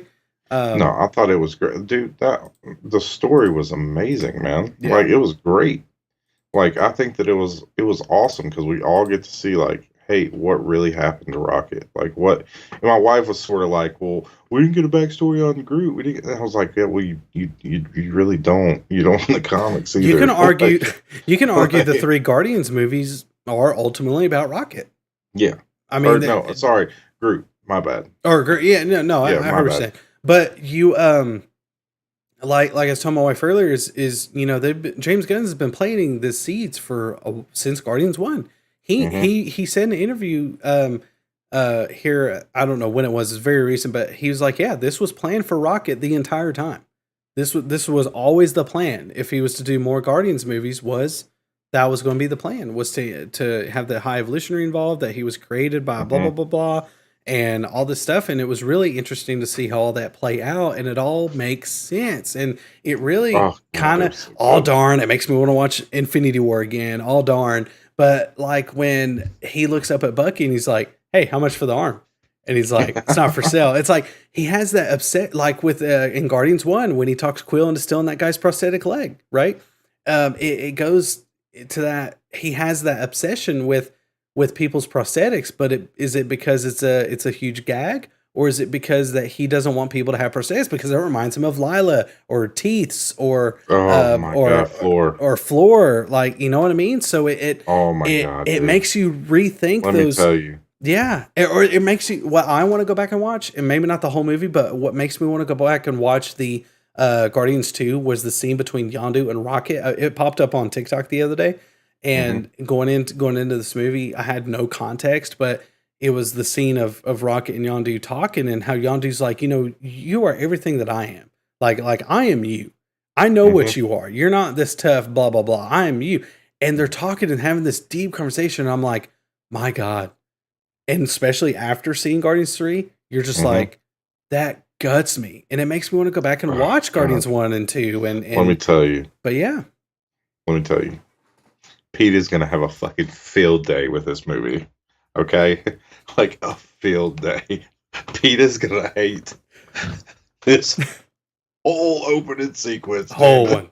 Oh my God. Pete is like, what are you doing, Disney? Anyway. Yeah. No, you're but not I wrong. was like, I looked at my wife. Yeah. My wife was like at the screen, 'cause like, yeah. but You're just watching you it. feel for these animals. You feel for like, You and do. like my wife's just there like, well, this is what happens every day with makeup and everything else. Oh my God. I'm like, shut your mouth. Ain't nobody got time for you. God. It was so and my wife's But it's not visceral and it's real. It You know was what I'm real. saying? It felt like you didn't have to suspend your disbelief that much, because all this was talking on real things, and it brought to light a lot of stuff too. And what was refreshing as well, while you were talking, it made me remember that my wife's not really big on these MCU movies. Like, she likes them, like she loves Thor, she loves the Captain America movies, like she loves what she's been seeing. It's been a while since I've seen her smile during an MCU film. It probably since Endgame. And I would occasionally just look over to the right at her when we're watching, and she's just like, she's just eating it up, man. Whether she's laughing, or where she's about to cry, or where she's really whenever feeling they're into running it. around playing and stuff. And Oh my God, oh, man. dude, the corridor sequence. Is it Captain America Civil War airport battle level action? No. Is it Avengers Infinity War action with all the different battle sequences? Not quite. But my God, that corridor sequence at the end with this shot right here, with this one right here, where they're just going off. What was it? Beastie Boys. No What's the Sleep Till song? Brooklyn. No Sleep Till Brooklyn. That song was going off during that sequence. I loved that sequence. The action was top notch, and it was just so good. And dude, what's there to say about this movie? I mean, it's not really been a review. It's just talking about the stuff we loved about it, and how hard is it? 2 thumbs up, bro. I mean, it's so good. Oh, It's so four good. thumbs up, Yeah. man. And now Wes and I don't really give rankings around here, but or numbered rankings or anything like that. But go see this in the theaters while you have a chance. You got to, man. You have to, And especially. it's like, dude, just such a great movie. And like, I teared up whenever, like, at the very end, whenever she was like, he's sitting there in front of Lila. She gives him a hug and they rub noses together. And, he was like, can I come with you? Yeah. And she was like, yes. And I was just like, oh, hell, here we go. Here we go. I looked at my wife when that sequence was going, and she was going, motherfucker, if this Rocket fucking dies. And I'm like, oh my God, if he dies, I'm not going to hear the end of it. Because so the I was whole like- ride home is going to be, you took me to watch Rocket die. And she would be so upset. I knew he wasn't going to die. And here's how I knew he wasn't going to die. I kind of spoiled myself. Was when we got to the movie, we got there early, went to the local theater here in Cherokee. And we pulled up, and dude, buses were still going after school. Like, I left work early just to go to the movie. And so there wasn't a lot of people yet. When we bought our tickets, they said, yeah, you can go on in. I was like, cool. We went in. Wife's like, the door's shut. I'm like, okay, well, we'll open it and go on in. They said we could. Credits were rolling. Well, the first post-credit scene came up, and we'll go ahead and talk about those. So the first post-credit scene pops up, or the mid-credit scene pops up, and where it's showing the new Guardians line up, and I seen Adam and, Groot when he turns into this giant big, and I'm like, badass, bro. I'm like, fucking what? But seeing Rocket there, right there was when I knew, oh, he ain't gonna die, right? But seeing all those characters there, I'm like, I just had a huge smile on my face. And that was just seeing the post-credit scene. That was just seeing that. And I'm like, and my wife's like, "Hey, Gabe, it's playing. Something's about to play. What's going out?" I said, "No, that's fine. It's a post-credit scene." And I'm so glad I stayed because I'm like, I'm just eating that up, going, "Oh my God." But I knew, right, while watching the movie, I knew Rocket wasn't going to die because of what I seen in that. So I kind of spoiled myself a little bit, but it didn't take away my enjoyment at all. This movie was fantastic, and I loved every single thing about it, except a little bit of the Adam Warlock stuff. Everything else from the pace, I thought the not just the pacing, not that pacing has to be fast or slow, but it had good cadence to it, right? Because they were like the scenes were quick when they needed to be, and they were slow when they needed to be. And what this film had, what James Gunn has been known to kind of, and a good filmmaker will do this, has good cadence, and that's it. Doesn't matter if it's fast cadence or slow cadence, as long as it has cadence, then we're going to be good, right? So, and that's what a good filmmaker will do. But ultimately, at the end of the day, I love this movie. I thought it was fantastic, and I can't wait, Wes, to see where you rank it on the MCU chart here. So, but by the way, do you have any? And I'm sure we're going to be talking about this moving forward. I've only seen it once. Wes just seen it earlier, so it's a little more fresh on his mind, and I can't wait to see it again. Me neither, and I know that we've skipped over a bunch of parts that you guys are like, oh man, they missed this, they missed that. But dude, we're going to talk about this a lot. I think we're going to talk about it a lot more. It's one of those things where like you're just like, oh shit, I remember this. Oh man, I remember that. So but like all in all, this movie made me laugh, made me cry, made me feel good. That's all I want whenever I go see a film. Same. Unless you're going to go see a horror film, then I want to be scared. I want to pee myself a little bit, and I want to have a good time. Yeah, no, for sure. But man, dude, what a great movie, and but definitely again, come back and see it again. Such a refresher. So I can't stress that enough, guys. Having this movie come in, hey Kevin, what's going on, man? And like Wes said, like we're not going to be talking about everything, and I know it's hard and things like that. That's why we tell y'all to drop comments in the chat. That way we can talk about it when we're done, and maybe go over some of the things that you wanted to talk about, maybe some things that we missed. Drop that in the comments, and we'll talk about it. But I'm sure we'll be talking about this in future videos, so definitely keep the comments coming. We're going to go over what y'all had through in the chat. We'll go over that just right quick. But yeah, let us know your quick thoughts before we wrap up and go from there. But Ace Kid, Kevin, Paramedia, thank you all for joining us. We'll go over your comments here in just a second. But I just wanted to touch on one quick thing before we get started on that is I cannot stress this enough. Now it's all subjective, but I'm just saying for me as a guy with the Marvel tattoos, right? I got them all. Where's my Avengers one? Right here. I've got them all, right? I've been very dubious about MCU films of late and how refreshing it is and how good it feels. Am I saying that MCU's back on track? No. Give me one, maybe one more, maybe two minimum. Give me two more. Depends on how good the next one is. But give me two. I'm not saying it has to be good as Guardians 3, but give me two solid MCU films now, moving forward. Then I'll say we're on track or back on track. But this is a good start. This is a good refresher and reminds us and reminded me as a fan why I love the MCU. We're now 15 years into the MCU. We hit 15 years last week. We're 15 years into the MCU. And my friend, it feels so good to now have another MCU film. They've done it again.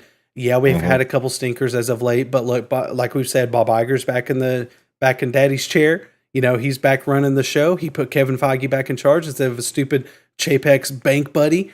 Kevin Feige's back in charge, and I think we're going to be full steam rolling. And I can't wait to see how we go from there. Unfortunately, Blade got hit by the writer's strike, so that movie, man, I don't even know if that movie's going to happen at this point. So it just sucks. But yeah, let us know your thoughts in the comments. What you thought about Guardians 3, and we'll go ahead, Wes, and we'll just dive right on in here. And if y'all want us to talk about something specific, do let us know before we wrap up here. So we left off here with this was while we were during our break earlier. I think we were right here. Let's see. All right, Paramedia says Guardians are probably going to be the top comic book movies of the year. Okay, we did talk about that. Lion King was soulless to me. Best part of it was Seth Rogen's Pumbaa. Talked about that. Here we go. 80s kid from the 90s said, "Why did they announce a live action Moana? The original was awesome and only came out 7 years ago."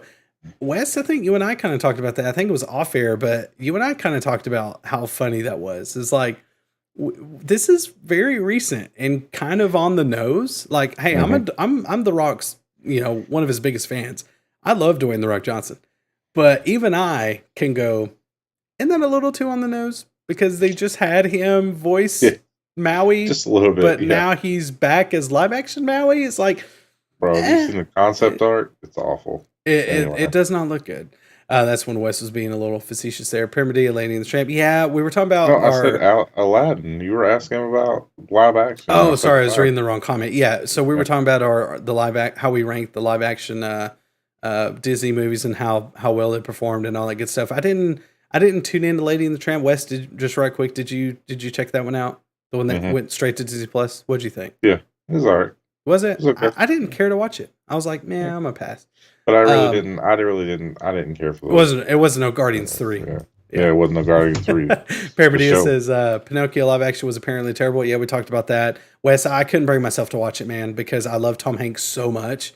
I didn't want to watch it because people I knew were like, no, please don't watch it. Loves it. Did he? Loves it. Yeah. I mean, but he's a kid, dude. Yeah. So I'm like, I was up there like, oh, you seen it? Did you not like it?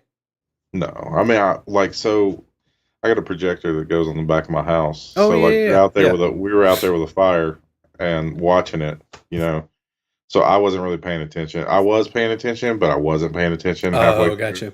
You know what I mean? But what you paid attention to wasn't too good. Yeah, it wasn't good. No, that's why I wasn't paying attention. Oh, because what I mean? I feel you. I was done. Ace Kid says, what happened to Zemeckis? Oh, wait, studio interference. Well, studio interference, remember, that goes both ways. Like, remember, that wasn't Zemeckis' movie. That's the studio's money, right? If your name's not Christopher Nolan or, I don't know, Wes, give me one or two here. If your name's not Christopher Nolan or what's a director? Why can't I think of his name? He just done the animated Pinocchio. Not the live action, the other one. He directed Blade 2. Why can't I think of his name? Oh my God. Anyway, like if you're not a top tier filmmaker, you're not going to have this, you're going to have that creator freedom. But yeah, studio interference goes a little bit both ways there. So I will leave it at that. That was when Wes was being a turd about Mushu. Ace Kid says Incredible Hulk was good. Yeah, we were talking about our we don't want to say too much, like I said, because if you're watching this, so we're tomorrow's stream, we're going to be talking about a few topics, and then the second half of the video is going to be ranking our Wes and I, we're both going to have different rankings of the MCU movies, and we were talking about how the Quantumania is my only legitimately do not like Quantumania, my first MCU film that I legitimately did not like. I liked Incredible Hulk. Wes, just general, right quick, what'd you think about Incredible Hulk? Oh, I liked it. Edward Norton's good. I did too. Yeah, I thought it was quite good, quite solid. Yeah. Paramedia, and we'll talk about more tomorrow. Paramedia, DC is very inconsistent, and Marvel is consistent. But when DC is good, they're way better than Marvel, in my opinion. Examples: The Batman, The Suicide Squad, Joker, Zack Snyder Justice League. To an extent, I see what Paramedia is saying, but at the same time, DC is not Marvel. Not yet. I'm not saying they can't, bro. But DC's not. With this movie, dude, bro. With James Gunn and Peter Safran. Now, who knows? Superman Legacy may be a piece of trash. I don't think it will be because it's James Gunn writing and directing. And look what he's done with the Guardians movies. Look what he's done with Suicide Squad. Look what he's done with Peacemaker. Like he's just so fucking good. Love James Gunn. He has every. Like, whoever's been doubting him, by the way, of this Superman movie about launching with Superman, and you and I haven't been, we've been, hey, go for it. Mm-hmm. This makes me so, and we mentioned this just earlier, makes me so much more excited for Superman Legacy because of how good Guardians 3 was. But thank you for that, Pyramidea. 80s Kid says, who would you cast as Superman? Austin Butler or Will Poulter? I like we said, Neither. we don't do X actor, X role. But at the same time, look, Austin Butler, Elvis ain't gonna be my Superman. I can tell you that. But he's a great actor. He's a great actor. He's a great actor. He ain't gonna be my Superman. You can see him as Superman. Will Poulter. Well, I don't see them I don't see Marvel having him. Not saying it can't happen, but I can't see Marvel having him as a big front runner or frontliner in the MCU moving forward because of his lineup in the guard. Who knows? It might be 5 years before you see Adam Warlock again. I don't see them doing Will Poulter as Superman. No. Although I wouldn't mind it, but I'm not looking at physique. I'm looking at the acting capability. I just wish Henry Cavill would come back. But I get it. Yeah, I get it. It stings, but I have to accept it. 80s Kid says, "Did you hear Bradley Cooper might be Batman? So cool to hear." No, I did not hear that. But Bradley Cooper is one of my favorites in the business. I love Stars Born. He's great in Hangover. I love Bradley Cooper. What can I say? Silver Linings Playbook. Bradley Cooper's fantastic Academy level actor. I think he's great. But no, Wes, have you heard this? I don't. This is news to me. No. Yeah, news to me.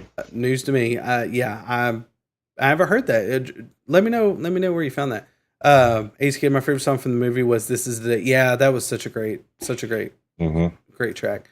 I felt sorry for young Rocket when he lost his friends. Absolutely, that was such a moment, man. I mean, just the emotional weight of this movie. You felt it like every freaking time, and like in Chris Pratt and his performance, and when he's trying to save Rocket, and it's like it's over a pet, and it's like, no, that's our friend. Like all that was great. Star-Lord, did I look cool? Yeah, that was funny. That was funny. I thought it was a funny line. I'll be honest with you. That's another nitpick of mine. Really? Yeah, I don't like think that that the whole film has been about Rocket, right? And I get that he went back for the Zune for Rocket Rocket, right? I get it. I understand.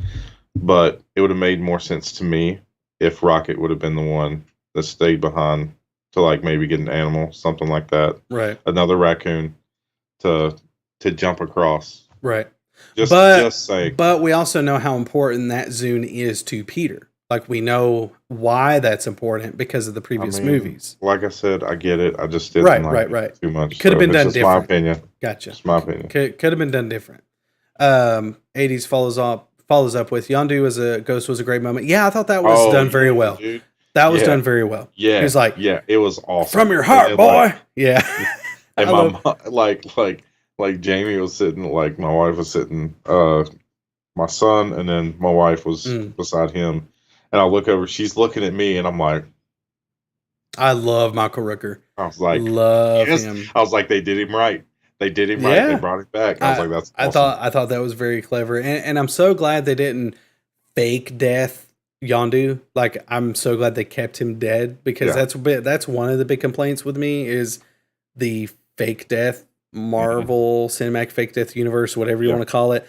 I do hate that, but I do like how James Gunn was like, nope, he is definitively dead. And if somebody else wants to bring him back, that's up to them, but I will not bring him back. So. I mean, he went into a billion pieces. Like I was trying at the end of that whenever they came in, like all of his Ravager crew came in and like has he say the colors. Yeah, that was dope. I was like, oh man. I didn't love Guardians 2, but that was a great moment when he's like, what does he say? He's like, I may not be your father, but I sure tell him your daddy or something like that. I thought that was a great line.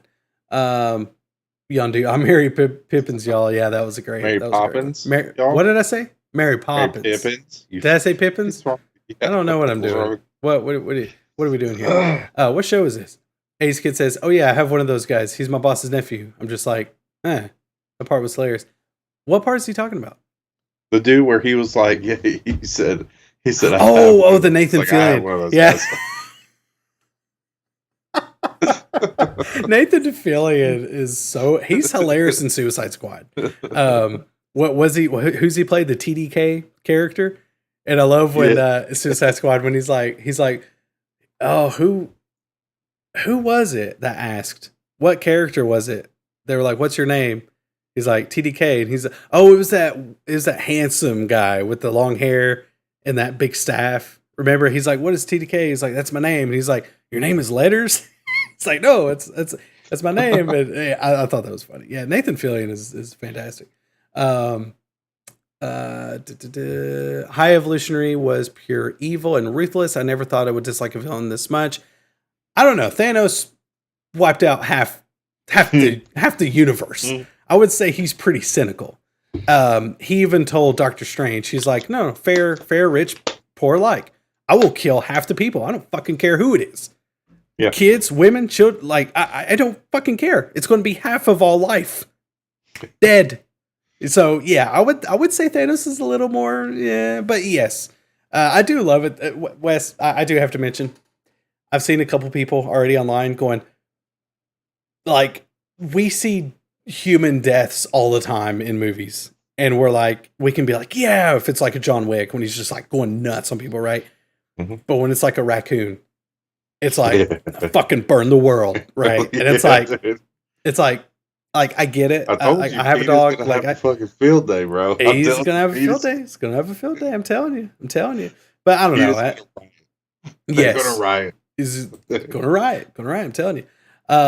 Ace Kid says, each time I saw young Rocket, I teared up. Yeah, he just looks so sweet, and how he got his name, I thought that was cool. Ace Kid, no sleep till Brooklyn. Then we can't do much of that because we'll get DCM strike. Oh my gosh, Mantis was hilarious. Yes, Mantis was a huge standout for me, Wes. We talked about it a while ago. Mantis was hilarious. She had a lot of heart. Oh my god, when she's like, you're a kitty, and he was like, Meow. Yeah.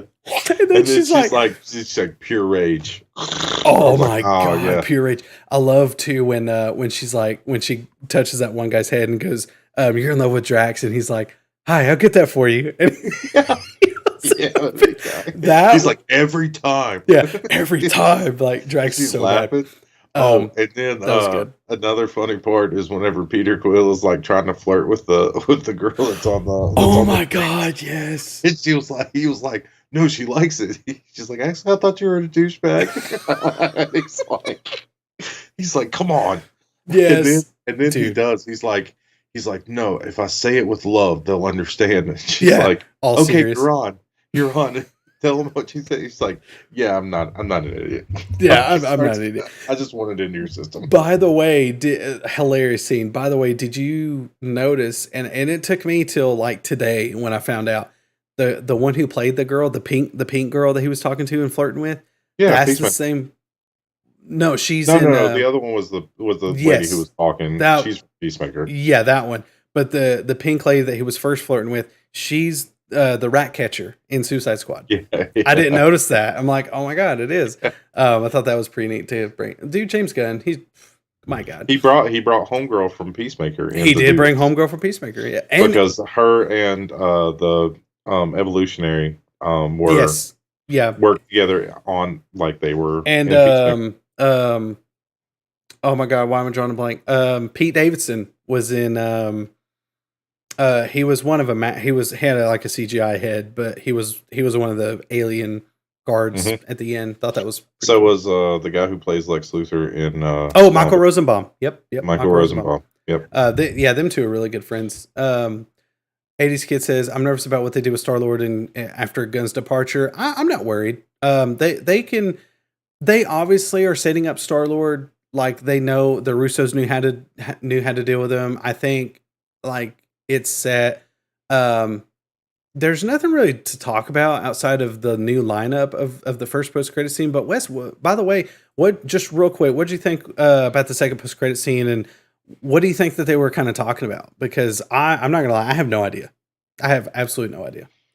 Because they're talking about somebody. Or do you think that? But do you think it's anyone significant? I don't know. All I could see in that scene was the dad's paper on the back of it. It says Kevin. Oh, the Christmas special. Yeah. Had like the Kevin Bacon tell all about the alien abduction. Kevin Bacon gets abducted by aliens. I was like, hey, did you see it? I was like, yeah. Did you see it? 80s Kid says, good dog. Yeah, that part was great. Craggly, as we were trying to figure it out. 80s Kid says, my MCU watch order, Guardians trilogy, Cap trilogy, Iron Man trilogy, Thor trilogy, The 2 Black Panther movies, I'm assuming, Doctor Strange, and first 4 Avengers films. Hey, I love most of the films on there outside of Wakanda Forever, although I do think that movie's quite solid. I liked Iron Man 3, Thor Trilogy, Love and Thunder, not so much. Yeah, I love pretty much every film on here outside of Wakanda Forever. And I'll tell you this, I'll watch Wakanda Forever before Love and Thunder. I'll tell you that. I'll watch Wakanda Forever again soon. Don't come on. We're doing that tomorrow. Oh yeah, we are ranking them tomorrow. Is that what we do here? 80s Kid says Poor Rocket. Yeah, that freaking sucked. Drax was hilarious. Absolutely. The Way of the Water is awesome. We still didn't get a chance to see it. You've seen it. That is right. Adam Warlock was an okay character. Yeah, we kind of talked about how that was kind of meh. How awesome were Groot and Quill? That was freaking amazing. 80s Kid says I teared up more than I did in Toy Story 3. I tell you what, I teared up. Definitely teared up. There was a tear rolling, especially the sequence when you know, the I love you guys, that was a pretty good moment. And then the what was it? What got me the most was probably when, like you said earlier, when Rocket was talking to Lila, kind of in that kind of off-world, kind of in his head type thing. I thought that was very good. Very well done. I teared up more than I did Toy Story 3. All right, Guardians, let's put your mean faces on. Yeah, that was pretty cool. Cool moment. Oh my gosh, the bottom bit was pure comedy gold. Yeah. The button bit. Yeah. That dude. It's funny because it's so quiet because all you're hearing is the voices. And then Peter's real having that really like emotional kind of heart to heart with Gamora. And Mandus just comes on screen. He's like, we can hear everything you're saying. And he's like, wow, I thought this was the private channel. No, you hit the green button. That's this button. And it's like, Drax is like, no, that's not how it goes. I thought that was good. Dude, this is so great. Did anyone like the Alf trading cards? I know what you're talking about, but I've never collected them. Wes, have you? No? Not for me. A little bit before my time. A little before your time. DC has already won. Marvel doesn't know it yet. Yeah, it's going to be interesting to see. It depends on how Superman Legacy is going to go. If Superman Legacy ends up being great, then the better the competition, the better films we're going to get. Yeah. I don't need Marvel versus DC. I don't want that. If one succeeds, it's likely the other one will succeed. The reason I think, you know, and very, very optimistic about the future of DC is not only because of Peter Safran and James Gunn, but because of David Zaslav and his takeover of Warner Brothers Discovery and what his plans are. And he's like, look, Superman, because I loved in that interview he done recently, a couple months ago, Wes, just right quick, when he's like, everybody get their thumbs up out their asses. Superman, Wonder Woman, and Batman. Focus on those three. Why the crap we not doing these movies? And like he's like, I don't care what you do. Basically, is what he was saying. It was like, get these characters out there. So, but he knows, right? And I think, you know, Warner Brothers in DC is in a better place than they were, and can't wait to see where they go from here. But yeah, it all depends on how Superman Legacy plays out, because it's really going to set the tone, just like Iron Man 1 set the tone for the MCU moving forward. Because compare Guardians 3 to Iron Man 1, they both feel like MCU films because Iron Man 1 set the tone. So it is what it is. It's a number one for me. 80s Kid, are you talking about your ranking for this film? Your number one MCU film? That's what he's talking about. Gotcha. We were talking about it. Adam Warlock was funny though. Vision had Warlock's personality. Yes, he did from the comics. Warlock had the Infinity Gem in the comics. Yes, he did. That was why he played a big role in the Infinity Gauntlet storyline in Infinity Crusade. Kevin Davis says Guardian Galaxy Volume 3 box office total run 800 to 900 million. And that would be a huge success. But I'll tell you what, they did come out a little lower than expectations, but at the same time, I wouldn't be surprised if this hit $1 billion. Kevin, I think you're right on it. Spider-Man Into the Spider-Verse box office total run was 400 to 500 million. Yeah, that's which is still very good.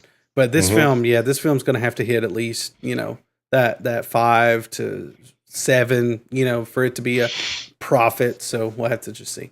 Kevin says Warner Brothers needs to come back. Their film slate this year looked pretty good. My only concern will people come out and support every film released this year? It just depends. Now remember, they only have one DC film, and that, right? One DC film this year, and that's Flash. Is Is that Mhm. that is the only DC film? Yeah.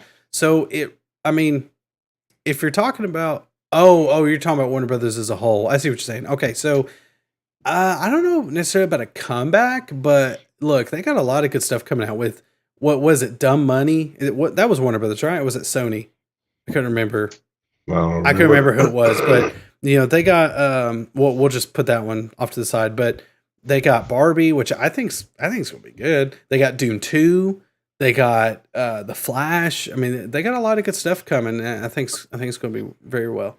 Um 80s Kid says no, just the first Black Panther. Oh, talking about your films from earlier, no Thor 4 either. Okay, yeah, he was saying Guardians 3 was that. I'm excited for a proper Superman movie. I'm done with Superman and Lois on CW. I tried a couple episodes. I liked it. But I kind of I like tapped it. out. Yeah, I mean, what I liked was good, but it ultimately wasn't for me. It was just kind of hard to follow that version of Clark Kent. I don't know. I'm weird, but I liked how it focused more on his struggles as being a parent as opposed to him being a hero, right? Right. Because that's a little because Superman is a god, just like Spider-Man. Superman is a god level being. How do you relate to a god level being? Well, he has two Just like sons. So Adam let's Warlock was supposed to be. that is true. Well, guys, that's all the time we have for today. I know we went a little overtime, a little too excited about Guardians 3, but let us know your thoughts about any of the subjects we talked about today. We had the Meg 2 trailer. The Jonathan Majors situation seems to get a little worse. Potentially, we'll just have to wait and see. Should he be recast? And we had the Little Mermaid first reactions, widely positive. Wes, go ahead and sign us off, my friend. All right, guys. Appreciate you guys coming on and talking to us and sticking with us, man. Like I said, we really appreciate you guys a lot. Sorry, it's super late, but I appreciate you guys. I know Gabe does too. So please come back tomorrow. We're gonna rate the MCU films as a whole, and probably be surprised by what both of us have. I'm going to be surprised with what he's got. But you can find me at West Rathbone 86 on Twitter, and just thank you guys, appreciate it. So, all right, Gabe, tell them where they can find you.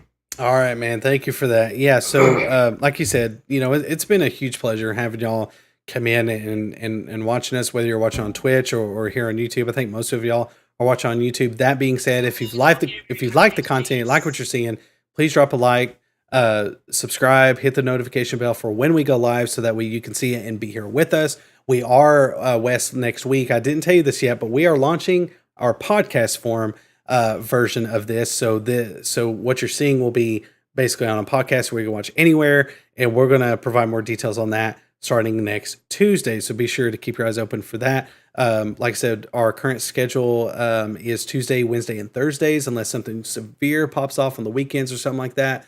But right now, the current stream schedule is Tuesday, Wednesday, and Thursday, 10 o'clock p.m. Eastern Standard Time. So be sure to check us out Tuesdays, Wednesdays, and Thursdays. My name's Gabe. He's been Wes, and we are the Usual Skeptics, and we will see y'all in tomorrow's stream. Thank you so much, and we will see y'all next time.